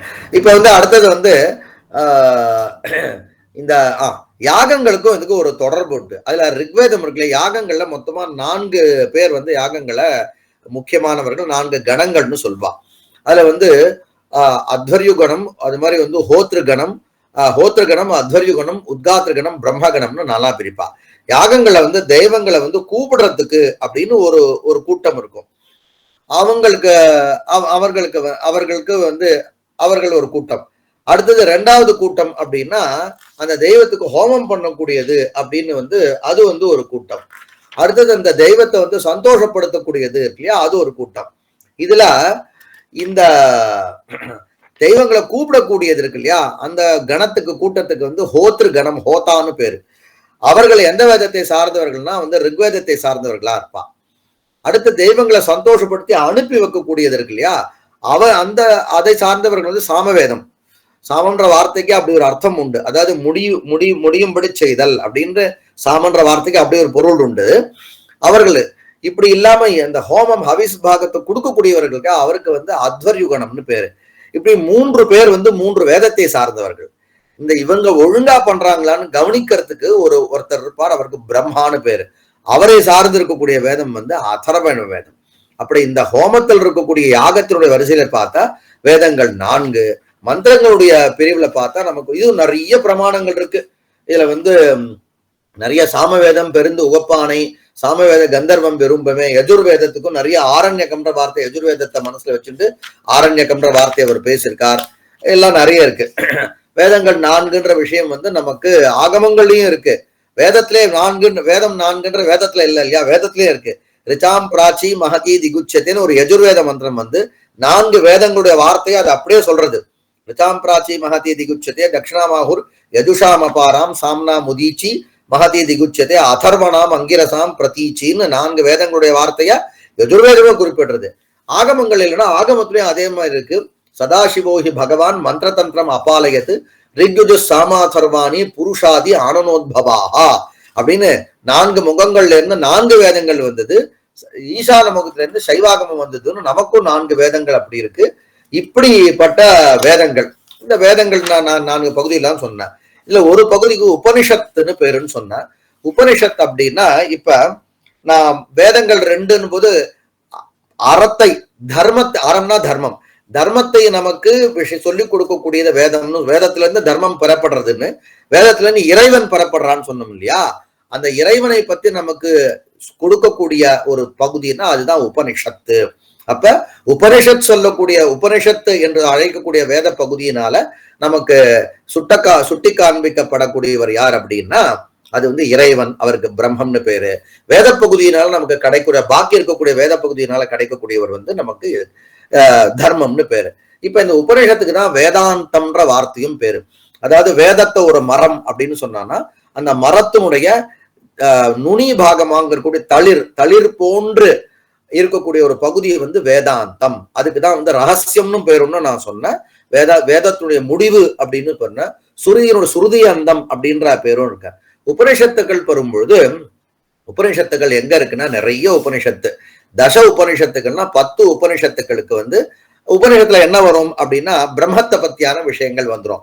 இதுவரை நாம பார்த்தக்கூடிய பாக்கி இந்த சம்ஹிதா, சாக்கா, அது மாதிரி மந்திர பாகம், பிராமண பாகம், இதெல்லாம் நமக்கு கர்மானா தர்மம், தர்மம்னா அறம்னா நமக்கு சொர்க்கத்தை கொடுக்கக்கூடிய ஒரு வஸ்து, ஒரு கண்ணுக்கு தெரியாதது, அதை பற்றி பேசுறதுலாம் இது. ஆனா இறைவனை பற்றி நாம் இன்றைக்கெல்லாம் உபாசனா மார்க்கம் இருக்கும் இல்லையா, உபாசனா மார்க்கத்துல பாத்தீங்கன்னா 2ஆ நாம பிரிச்சுக்கலாம். நாம காணக்கூடிய இறைவன் இருக்கார் இல்லையா, அதாவது ஒரு இறைவனுக்கு ஒரு கைகால்லாம் இருக்கு. இந்த கைகால் இத்தியாதிகளோட கூடிய இறைவன் இப்படிதான் இருப்பார், இவருக்கு வேற உருவம் கிடையாது, இப்படிதான் இருப்பார்னா அவரை நோக்கி அவர்தான் பிரம்மம் அப்படின்னு நகரக்கூடிய ஒரு சித்தாந்தம் இருக்கு இல்லையா, அதுதான் உபனிஷத் சித்தாந்தம். அவர் இதே போன்ற உருவங்கள்லாம் கொண்டுதான் இருப்பார், வேற உருவமற்ற நிலை கிடையாதுன்னு சொல்லக்கூடிய சம்பிரதாயமும் உண்டு. வைஷ்ணவத்துல அதெல்லாம் உண்டு. வைஷ்ணவத்துல நீங்க பாத்தீங்கன்னா இறைவன் எங்க பார்த்தாலும் பாஞ்சராத்திர, அதாவது ஸ்ரீ விசிஷ்டாத்வைத சித்தாந்தத்துல எங்க பார்த்தாலும் எதை நீங்க எல்லா இடத்துலயும் இறைவன் ஊடுருவி இருக்கும் பொழுது 4 புஜங்களோடு தான் இருப்பார். சங்க சக்கராதி ஆயுதங்கள் 4 புஜங்களோடு தான் இருப்பார் அவர். ஆனா சைவத்துல அப்படி இல்லை. சைவம் அப்படின்னா ஒரு குறிப்பிட்ட நிலைகள் வரைக்கும் பரமேஸ்வரன் சதாசிவம் நாம எடுத்துட்டோம்னா 5 முகங்கள் 10 கைகள் இதெல்லாம் உண்டு. ஆனா இதை தாண்டி இருக்கக்கூடிய நிஷ்கல நிலைன்னு ஒண்ணு உண்டு. அந்த நிஷ்கல நிலைனா உருவமற்ற நிலை, அந்த நிலையில இருக்கக்கூடியவர். இப்படிப்பட்ட இறைவனுடைய இந்த சொரூபங்கள், இறைவனுக்கு நீங்க பூஜை இத்தியாதிகள்லாம் சொல்லக்கூடிய பகுதி கிரியா பகுதி. பூஜை இல்லாம இந்த பிலாசபின்னு சொல்லக்கூடிய தத்துவ விஷயங்களை நமக்கு சொல்லித்தரக்கூடிய பகுதி இருக்கு இல்லையா, அது சைவாகமங்கள்ல அதுக்கு ஞானபாதம்னு நாம பேர் வச்சிருக்கோம். ஆனா வேதத்துல அது என்னன்னா உபனிஷத்து. அப்ப உபனிஷத் கருத்துக்களும் நாம சொல்லக்கூடிய இந்த சைவாகமத்துக்கு ஞானபாத கருத்துக்களும் ஒரே இலக்கை நோக்கி நகரக்கூடியவை. அதுல என்ன வித்தியாசம்னா நாம பார்க்கக்கூடிய சைவாகமங்கள்ல ஞானபாதத்துல சைவ சித்தாந்தம் மட்டும்தான் இருக்கும். ஆனா வேதம் பொது, ஆகம வேதமானது பொது நூல், ஆகமம் தனி நூல், சிறப்பு நூல்னு சொன்ன காரணத்தினால பொது நூல் அப்படின்றது எல்லோருக்கும் ஏற்புடையதாக இருக்கக்கூடியது. எல்லோரும் பொருள் சொல்வதற்கு தகுந்தாற் போல இருக்கக்கூடிய நூல் பொது நூல். அப்ப வைஷ்ணவர்கள் தங்கள் ரீதியில் உபனிஷத்துக்கு பொருள் சொல்வாங்க. விசிஷ்டாத்வைதிகள், மாத்வர்கள், துவைத்திகள், அத்வைத்திகள் எல்லோரும் தங்கள் ரீதியில் பொருள் சொல்வது போலவே சைவர்களும் தங்கள் ரீதியில் பொருள் செய்வதற்கு இடம் கொடுக்கக்கூடியதாக இருக்கக்கூடியதுதான் நாம் பார்க்கக்கூடிய இந்த உபனிஷத்து. ஆனா இந்த உபனிஷத்து நான் முதல்லயே ஆரம்பத்துல சொல்லிட்டேன், ஏன் நமது சித்தாந்த நூல்கள்ல முழுக்க வேதத்தையே வச்சுன்னு நாம போகவே இல்லையே. இது நம்ம தெரிந்து கொள்ளக்கூடிய விஷயம். இப்ப அத்வைத்தம், துவைத்தம், விசிஷ்டாத்வைத்தம் இதெல்லாம் பார்த்தோம்னா அவளுக்கு பிரஸ்தானத்ரயம் அப்படின்னு ஒரு 3 நூல்களை வந்து முக்கியமாக வச்சுப்பா. 3 நூல்கள் என்னன்னா, அந்த பாதராயனர் ஏற்று இருக்கக்கூடிய பிரம்மசூத்திரங்கள் அது ஒண்ணு. அடுத்து வேதத்தினுடைய அந்தமாக இருக்கக்கூடிய உபனிஷத்துகள், இப்ப நான் சொன்ன அந்த உபனிஷத்துகள் 2. இல்ல உபனிஷத் தான் முதல்ல சொல்லணும். முதல்ல உபனிஷத்து, அடுத்து வந்து பாதராயண பிரம்மசூத்திரம், 3வது வந்து பகவத்கீதை. இந்த 3க்கும் எல்லோரும் வியாக்கியானம் பண்ணியிருக்கா. யாரு? மத்வர் வியாக்கியானம் பண்ணிருக்கார், ராமானுஜாச்சாரியர் வியாக்கியானம் பண்ணிருக்கார், சங்கர பகவத் பாதர் எல்லாரும் வியாக்கியானம் பண்ணிருக்கா. ஆனா இந்த 3 பிரஸ்தானத்தை அணுகிதான் அதன் மூலமாகத்தான் சைவ சித்தாந்தத்தை ஸ்தாபனம் செய்ய வேண்டும் அப்படின்ற மரபானது நமக்கு சைவத்தில் இல்லை. அதை தெரிஞ்சுக்கணும்.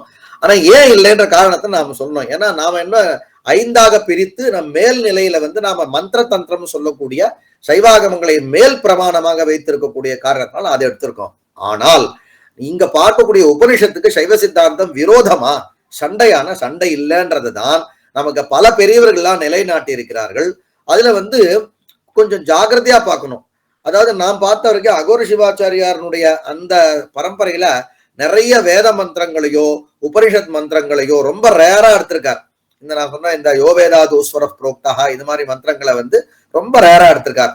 வேத மந்திரங்களோ உபனிஷத் மந்திரங்களோ அல்லது வந்து பிரம்மசூத்திரங்கள்லாம் அவர் எடுக்கல, உபனிஷத் மந்திரங்களையோ இதெல்லாம் வந்து சொல்லியிருக்கார். இதே அப்பைய தீட்சர் சிவபக்திக்கு பிராதானியம் கொடுக்கக்கூடிய அப்பைய தீட்சர், நீலகண்ட தீட்சிதர் இவாள்லாம் என்ன பண்ணா, சிவபக்திக்கு பிராதானியம், சிவ பாரம்யம், சிவன் தான் பரமேஸ்வரன் அந்த வார்த்தை வந்து முக்கியம்னு சொல்லக்கூடியது. அவ வந்து நிறைய வேத மந்திரங்களை எடுத்திருக்கா. அவ சித்தாந்தம் வேற சித்தாந்தம், அவ நிறைய வேத மந்திரங்களை எடுத்திருக்கா. அதே மாதிரி காஷ்மீரத்துல இருக்கக்கூடிய ஒரு சில புஸ்தகங்கள்ல பாத்தீங்கன்னா இந்த பகவத்கீதைக்கே வியாக்கியானம் வந்து சைவபரமா வியாக்கியானம் பண்றா. அதுல வந்து நிறைய வாக்கியங்களுக்கு வந்து வேத வாக்கியங்களுக்கு சைவ ரீதியாக வியாக்கியானம் பண்றா. ஆனா சித்தாந்த சைவத்துல அப்படி இல்லை. ஆனா சித்தாந்த சைவம் விரோதம் இல்லைன்றத நமக்கு ஒரு சொக்கலிங்கம் ஐயா சொன்னது போலவே செந்தில்நாதையர் நிறைய பாடுபட்டிருக்கார். அவர் நிறைய அந்த ஸ்ரீகண்ட பாஷ்யம், நீலகண்ட பாஷ்யம் எழுதும் பொழுது உபனிஷத் வாக்கியங்களுக்கெல்லாம் வந்து சித்தாந்தபரமாக நிறைய அர்த்தம் பண்றார். அந்த 2 துவாசுபர்ணா அப்படின்னு ஒரு வேத மந்திரம், 2 பறவைகள் ஒரு மரத்துல உட்கார்ந்தது, அதுக்கு வியாக்கியானம் பண்ணும் பொழுது செந்தில்நாதையர் வந்து ரொம்ப சிறப்பா அதை வந்து வியாக்கியானம் பண்ணி கொடுத்திருக்கார். சைவ சித்தாந்தத்துக்கு ஏற்புடையதான் அது இருக்குன்னு வேற அவர் வந்து அவர் நல்ல ஸ்தாபனம் பண்ணியிருக்கார். அவர் இப்படி இருக்கு. அந்த உபனிஷத்தை பார்க்கும் பொழுது உபனிஷத்துன்ற வார்த்தைக்கு நான் அர்த்தம் சொல்லிட்டேன். அதனால உபனிஷத்தினால பெறக்கூடியதான் நமக்கு பிரம்மம், பாக்கி வேதங்கள்னால பெறக்கூடியது வந்து தர்மம் அப்படின்றது நான் சொல்லிட்டேன். அதுக்கு திருமுறைகள்ல பிரமாணம் இருக்குன்றதையும் நான் சொல்லிட்டேன். இதுல சைவ உபனிஷத்துக்கள்னு சில மொத்தம் வந்து 10 உபனிஷத் பிரதானம், இது ஒண்ணு. இதை தவிர 108 உபனிஷத்து இருக்கு. அந்த 108 உபனிஷத்துல வந்து சைவம் தொடர்பான, சைவம் தொடர்புனா என்ன தெரியுமா அர்த்தம்? விபூதியின் பெருமையை சொல்லக்கூடிய, ருத்ராட்சத்தினுடைய பெருமையை சொல்லக்கூடிய பஸ்மோபனிஷத், பஸ்ம ஜாபாலோபனிஷத்து, அது மாதிரி வந்து சரபேஸ்வரரை பத்தி சொல்லக்கூடிய சரபோபனிஷத்து, இந்த உபனிஷத்துக்கெல்லாம் வந்து தனியா தொகுத்து சைவ உபனிஷத்துன்னு அதுக்கு வியாக்கியானம் பண்ணிருக்கா. ஆனா அந்த வியாக்கியானங்கள்லாம் வந்து சைவ சித்தாந்த பிரகாரம் இல்லை. அந்த எல்லா வியாக்கியானமும் வந்து அத்வைத பிரகாரம் இருக்கு. நாம எதுக்கு அதை எடுத்துக்கலாம் அப்படின்னா, சிவ பக்திக்காக, சிவன்ற வார்த்தை அங்க வர்றதுன்றதுக்காக அந்த உபனிஷத்தை எடுத்துட்டு பொருள் சொல்லும் பொழுது நமக்கு பெரியவர்கள் செந்தில்நாதையர் அது மாதிரி இவர் கூட நிறைய அது மாதிரி பண்ணிருக்கார். குமாரசுவாமி குருக்கள் பல இடங்கள்ல வேதாகம நிரூபணமா அந்த இடங்கள்லாம் அவர் நிறைய குறிப்பிட்டிருக்கார்.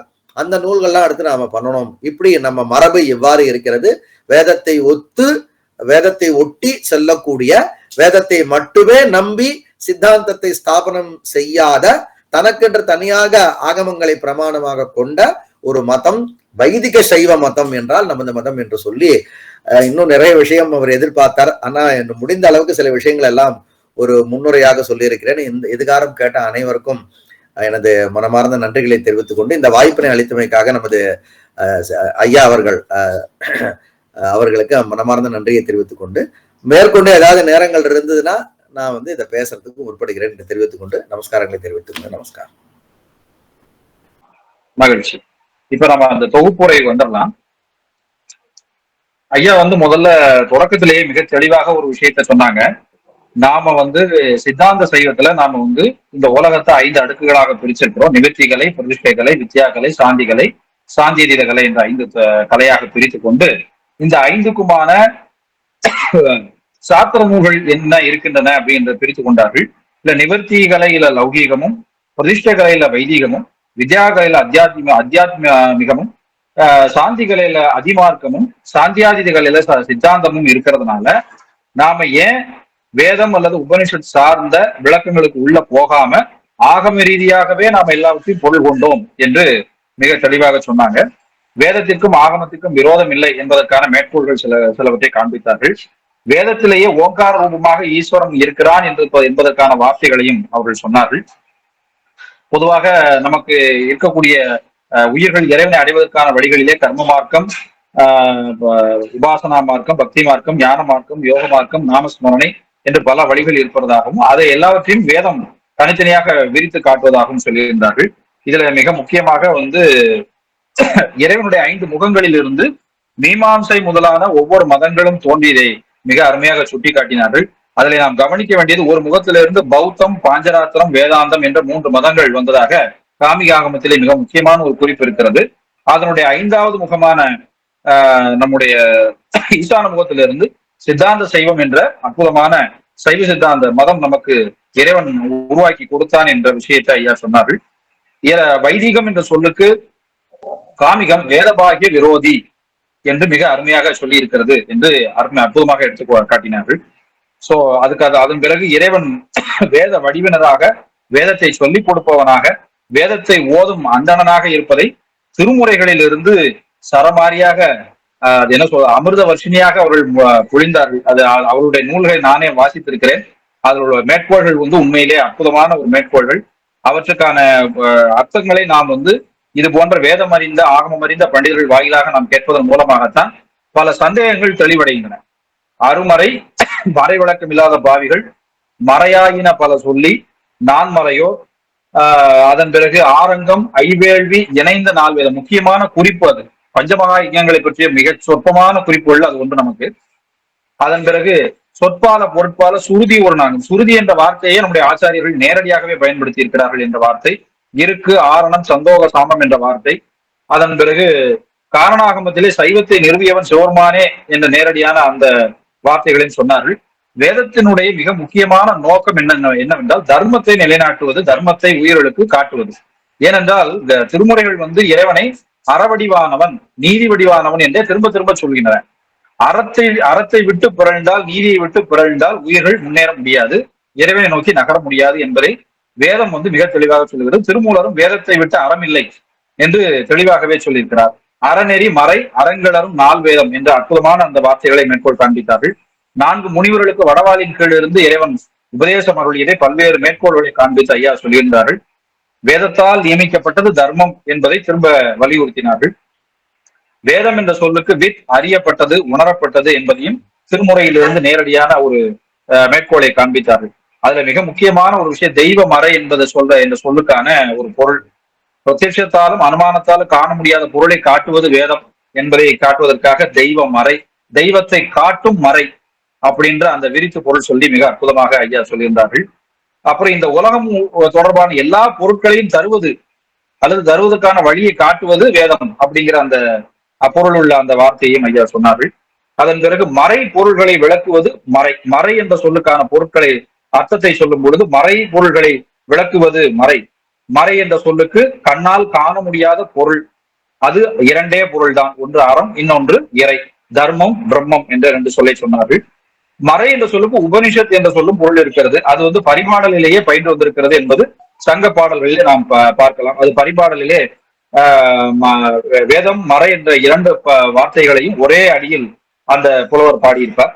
அதன் பிறகு சந்தஸ் என்ற சொல்லுக்கு நான் இன்றைக்கு தான் அற்புதமான ஒரு பொருளை கேட்டு தெரிந்து கொண்டேன். சந்தஸ் என்ற சொல்லுக்கு பொதுவாக யாப்பு அல்லது செய்யுள் என்ற ஒரு பொருள், நேரடியான பொருள் இருந்தாலும் அதற்கு மந்திரங்களை தேவர்கள் மறைத்து கொண்டதால் வந்த பெயர் சந்தஸ் என்ற பெயரை சாந்தோக்கிய உபனிஷத்திலிருந்து ஐயா அவர்கள் மேற்கோள் காண்பித்தார்கள். மிக அற்புதமான ஒரு உரை, அது மிக குறிக்க வேண்டிய ஒரு உரை.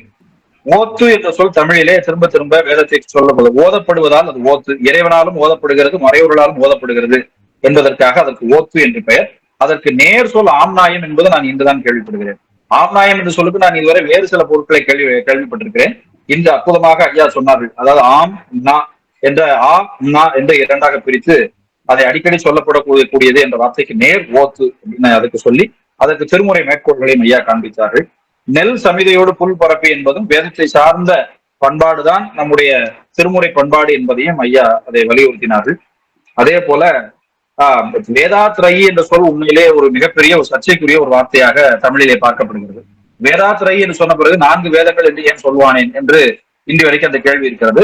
அதற்கு வேதம் 3 பிரிவாக பிரிக்கப்பட்டிருக்கிறது என்பதை பிரித்து, மந்திரம் பிராமணம் என்று 2 பிரிவாக பிரித்து, அதையும் மந்திரமாக வரக்கூடியது, அதாவது ரிக்காக வரக்கூடியது ரிக்வேதத்திலையும் பாட்டாக வரக்கூடியது சாம வேதத்திலையும், இவ்விரண்டும் அல்லாதது யஜுஸ்லையும் இருக்கக்கூடியதால் வேதாத்ரயி என்று 4 வேதங்களையும் அவர்கள் எப்படி அந்த யாப்பினுடைய அடிப்படையில பிரிக்கிறார்கள் என்ற அந்த விஷயத்தையும் ஐயா சொன்னார்கள். அதே போல 4 வேதங்களின் பெயர்களையும் வேதமே சொல்கிறது, அதை ஆகமமும் சொல்கிறது. வேதாந்தம் என்ற சொல்லுக்கு நேரடியான பொருள் உபனிஷத்து தான். அது பிற்காலத்திலே வேதாந்த மதத்தினுடைய செல்வாக்கின் காரணமாகவும் அவர்கள் பாரதம் முழுவதும் பறந்து விரிந்திருந்ததுனாலே அதனுடைய பெயராக அது பின்னால் மாறிவிட்டது. வேதாந்தம் என்ற சொல்லுக்கு உபனிஷத் என்பதை நாம நம்முடைய குமரகுருபரர் அவர் அருமையாக ஒரு பாட்டு பாடியிருக்கிறார். அந்த நம்முடைய பண்டார மும்மணி கோவையிலே மிக பிரமாதமான ஒரு பாடல், வேதம் என்னும் பாதமும் வளர்த்தனை என்ற பாடலை எல்லோரும் ஒரு முறையாவது அவசியமாக அதை வாசித்து பார்க்க வேண்டும். ஒரு 10 வரிதான் இருக்கும். அதுல கடைசியில அந்த வேதத்தை எப்படி ஒவ்வொரு மதத்தினரும் பார்ப்பார்கள், சைவ சித்தாந்தம் எப்படி பார்க்கிறது என்று மிக அருமையாக சொல்லுவார். அதுல ஓரும் வேதாந்தம் என்னும் உச்சியில் பழுத்த ஆறா இன்ப அருங்கனி பிழிந்து சாரங்கொண்ட சைவ சித்தாந்த தேன் அமுது அருந்தின சிலரே என்று அற்புதமாக சொல்லியிருப்பார். உபனிஷத்தினுடைய வேதம் உபனிஷத்தினுடைய உச்சியில் பழுத்த கிளையாக இருக்கக்கூடிய அந்த அருங்கனி அது சைவ சித்தாந்தம் தான் என்று மிக அற்புதமாக சொல்லியிருப்பார். அந்த அருங்கனியை ஐயா மிக முக்கியமான இன்னொரு குறிப்பு கொடுத்தார்கள். என்னன்னா, பாஞ்சராத்திரம் உள்ளிட்ட ஆகமங்கள்ல எனக்கும் அந்த சந்தேகம் உண்டு. வைணவத்துல உருவம் கடந்த அருவம் கடந்த நிலையை சொல்லப்பட்டிருக்கிறதா, அது இல்லைன்னு இன்னைக்கு ஐயா தெளிவு பண்ணிட்டாங்க. அது ரொம்ப முக்கியமான ஒரு குறிப்பு. சைவ சித்தாந்தத்துல மட்டும்தான் இறைவன் அருவ நிலையை கடந்த உருவமே அல்லாத ஒரு எங்கும் நிறைந்திருக்கின்ற பரம்பொருளாக அவன் விளங்குகின்றான். அப்பதான் வியாபகம் வியாபியங்கிற அந்த கருத்துக்கே ஒரு ஆதாரம் கிடைக்கும். இல்லைன்னா அது அந்த கருத்துக்கே இடம் இருக்காது. அந்த விஷயம், அந்த கண்ட பொருள்ங்கிற அந்த விஷயத்தை கடந்தே இறைவன் நிற்கிறான் என்பதை அருமையாக மேற்கோள் காண்பித்தார்கள். பிரஸ்தான திரயத்தை சைவ மரபு பெரிதாக எடுத்துக்கொள்ளவில்லை, குறிப்பாக தமிழகத்திலே அப்படிங்கிற அந்த விஷயத்தை ஐயா சுருப்பாக சொல்றாங்க. ஆனா காஷ்மீர சைவத்துல அந்த பிரஸ்தான திரயத்தை ரொம்ப பெருசா பார்த்திருக்கிறாங்க. அதே போல நீலகண்ட மதத்திலையும் அதுல ரொம்ப முக்கியமாக அதை பார்க்கிறாங்க. ஆனா தமிழகத்துல மெய்கண்ட மரபுக்கு முந்தியும் சரி, மெய்கண்ட மரபுக்கு பிந்தியும் சரி, நம்முடைய பிரஸ்தான திரயத்தை அவங்க ஒரு பொருட்டாக கருதவில்லை. அதனாலேயே நாம் பிரம்மசூத்திரம், உபனிஷத், பிரம்மசூத்திரம், பகவத்கீதை இந்த 3ஐயும் நாம் அதற்கு ஒரு உரை எழுதி அதை மேற்கோளாக கூட எங்கேயுமே காட்டல. உரை நூல்கள்ல, சித்தாந்த சாஸ்திர நூல்கள்லயோ அல்லது தேவார திருமுறைகளுக்கு எழுதப்பட்ட, நான் சொல்லக்கூடிய 19ஆம் நூற்றாண்டுக்கு முந்தைய தேவார திருமுறைகளுக்கு உரை எழுதியிருக்கிறாங்க. அந்த உரை நூல்களிலே கூட அவர்கள் மேற்கோளாக காண்பிக்கவில்லை. பிரம்மசூத்திரத்தை ஏற்பதா வேண்டாமா என்பதிலே ஒரு சிலருக்கு மாற்று கருத்து இருந்தாலும் 99% மெய்கண்ட மரபு பிரம்மசூத்திரத்தை ஒதுக்கிதான் வைத்திருக்கிறது. ஏனென்று சொன்னதுக்கு தான் ஐயா முதலிலேயே தொடக்கத்திலேயே 5 நிலைகளை காட்டி அதிலே நாம் சாந்தியாதீத கலையிலே சித்தாந்தத்தை வைத்திருப்பதால் அதுல 2வது கலையில இருக்கக்கூடிய பிரதிஷ்டா கலையில இருக்கக்கூடிய வைதிகத்தை நாம் ஒரு பொருட்டாக கருதுவதில்லை என்று ஒரு அடிப்படையில் ஐயா சொன்னார். அது ஒரு முக்கியமான ஒரு பொருத்தமான ஒரு விஷயம் அது. அதே நேரத்திலே வேதத்திலே வேதம் சார்ந்த வேதத்தினுடைய சைவ பக்தியை அடிப்படையாக கொண்ட மரபினர் இந்தியா முழுவதும் பறந்து விரும்பியிருந்தனர் என்ற விஷயத்தை நாம் பார்ப்பதற்காக 3 முக்கியமான ஆளுமைகளை நாம் இங்கே கவனத்தில் கொள்ள வேண்டியிருக்கிறது. ஒருவர் ஹரதத்த சிவாச்சாரியார். ஹரதத்த சிவாச்சாரியார் சதுர்வேத தாத்பரிய சங்கரகம் என்றே ஒன்று இயற்றினார். 4 வேதங்களும் சிவபெருமானுடைய பரத்துவத்தையே சொல்கின்றன அப்படிங்கிறத மிக அருமையாக சொன்னார்கள். அப்பைய தீட்சிதருடைய சிவபரத்துவ நூல்கள் எல்லாம் ரொம்ப பிரசித்தமானவை. அவற்றிலே ராமாயண தாத்பரிய சங்கரகம், பாரத தாத்பரிய சங்கரகம் 2 நூல்களும் ராமாயணமும் பாரதமும் கூட சிவபெருமானுடைய பரத்துவத்தையே பேசக்கூடியன என்று சொல்லியிருக்கிறார்கள். நீலகண்ட சிவாச்சாரியார் நம்ம எல்லாருக்குமே தெரியும், பிரம்மசூத்திரத்துக்கு மிக அற்புதமான ஒரு பாஷ்யத்தை வேதத்திற்கும் சிவாகமத்திற்கும் நாம் வேற்றுமை கண்டிலேம் என்று அற்புதமாக அதை விளக்கி சொல்லியிருக்கிறார்கள். இதையெல்லாம் சொல்லிவிட்டு காஷ்மீர்ல அபினவ குப்தர் பகவத்கீதைக்கு சிவபரத்துவமாக ஒரு உரை எழுதியிருக்கிறார். மெய்கண்ட மரபுல நம்ம அதை ஏற்றுக்கொள்வதில்லை என்று அற்புதமாக சொல்லி, சைவ உபனிஷத்துகள்ல நம்ம ரொம்ப முக்கியமாக கருதப்பட வேண்டியது ஸ்வேதாஸ்வதர உபனிஷத் உள்ளிட்ட ஒரு முக்கியமான சைவ உபனிஷத்துகள். இவற்றையெல்லாம் ஐயா சொன்னது போல சைவபரமாக உரை வெளியிட வேண்டிய ஒரு காலகட்டம் இப்பொழுது வந்திருக்கிறது. திருவருளால் அதுவும் நடக்கும் என்று நாம் நம்புவோம். ஐயா அவர்கள் மிக அரிய கருத்துக்களை அப்படியே மழை போல பொழிந்தார்கள். அற்புதமா, என்னால குறிப்பு கூட எடுக்க முடியல, அவ்வளவு அருமையாக இருந்தது. மிக அற்புதமான ஒரு உரை. மிக நன்றி ஐயா. ஐயா அவர்களுக்கு நன்றியை தெரிவித்துக் கொள்கிறோம். மீண்டும் அடுத்த வகுப்பு நமக்கு வரும் 30ஆம் தேதி இருக்கிறது. அதுவும் ஐயாவே எடுக்கிறார்கள். சைவ ஆகமங்கள் ஒரு அறிமுகம் என்ற அடிப்படையில் ஐயா எடுக்கிறார்கள். அனைவரும் பங்கேற்று பயனடையும்படி கேட்டுக்கொள்கிறோம்.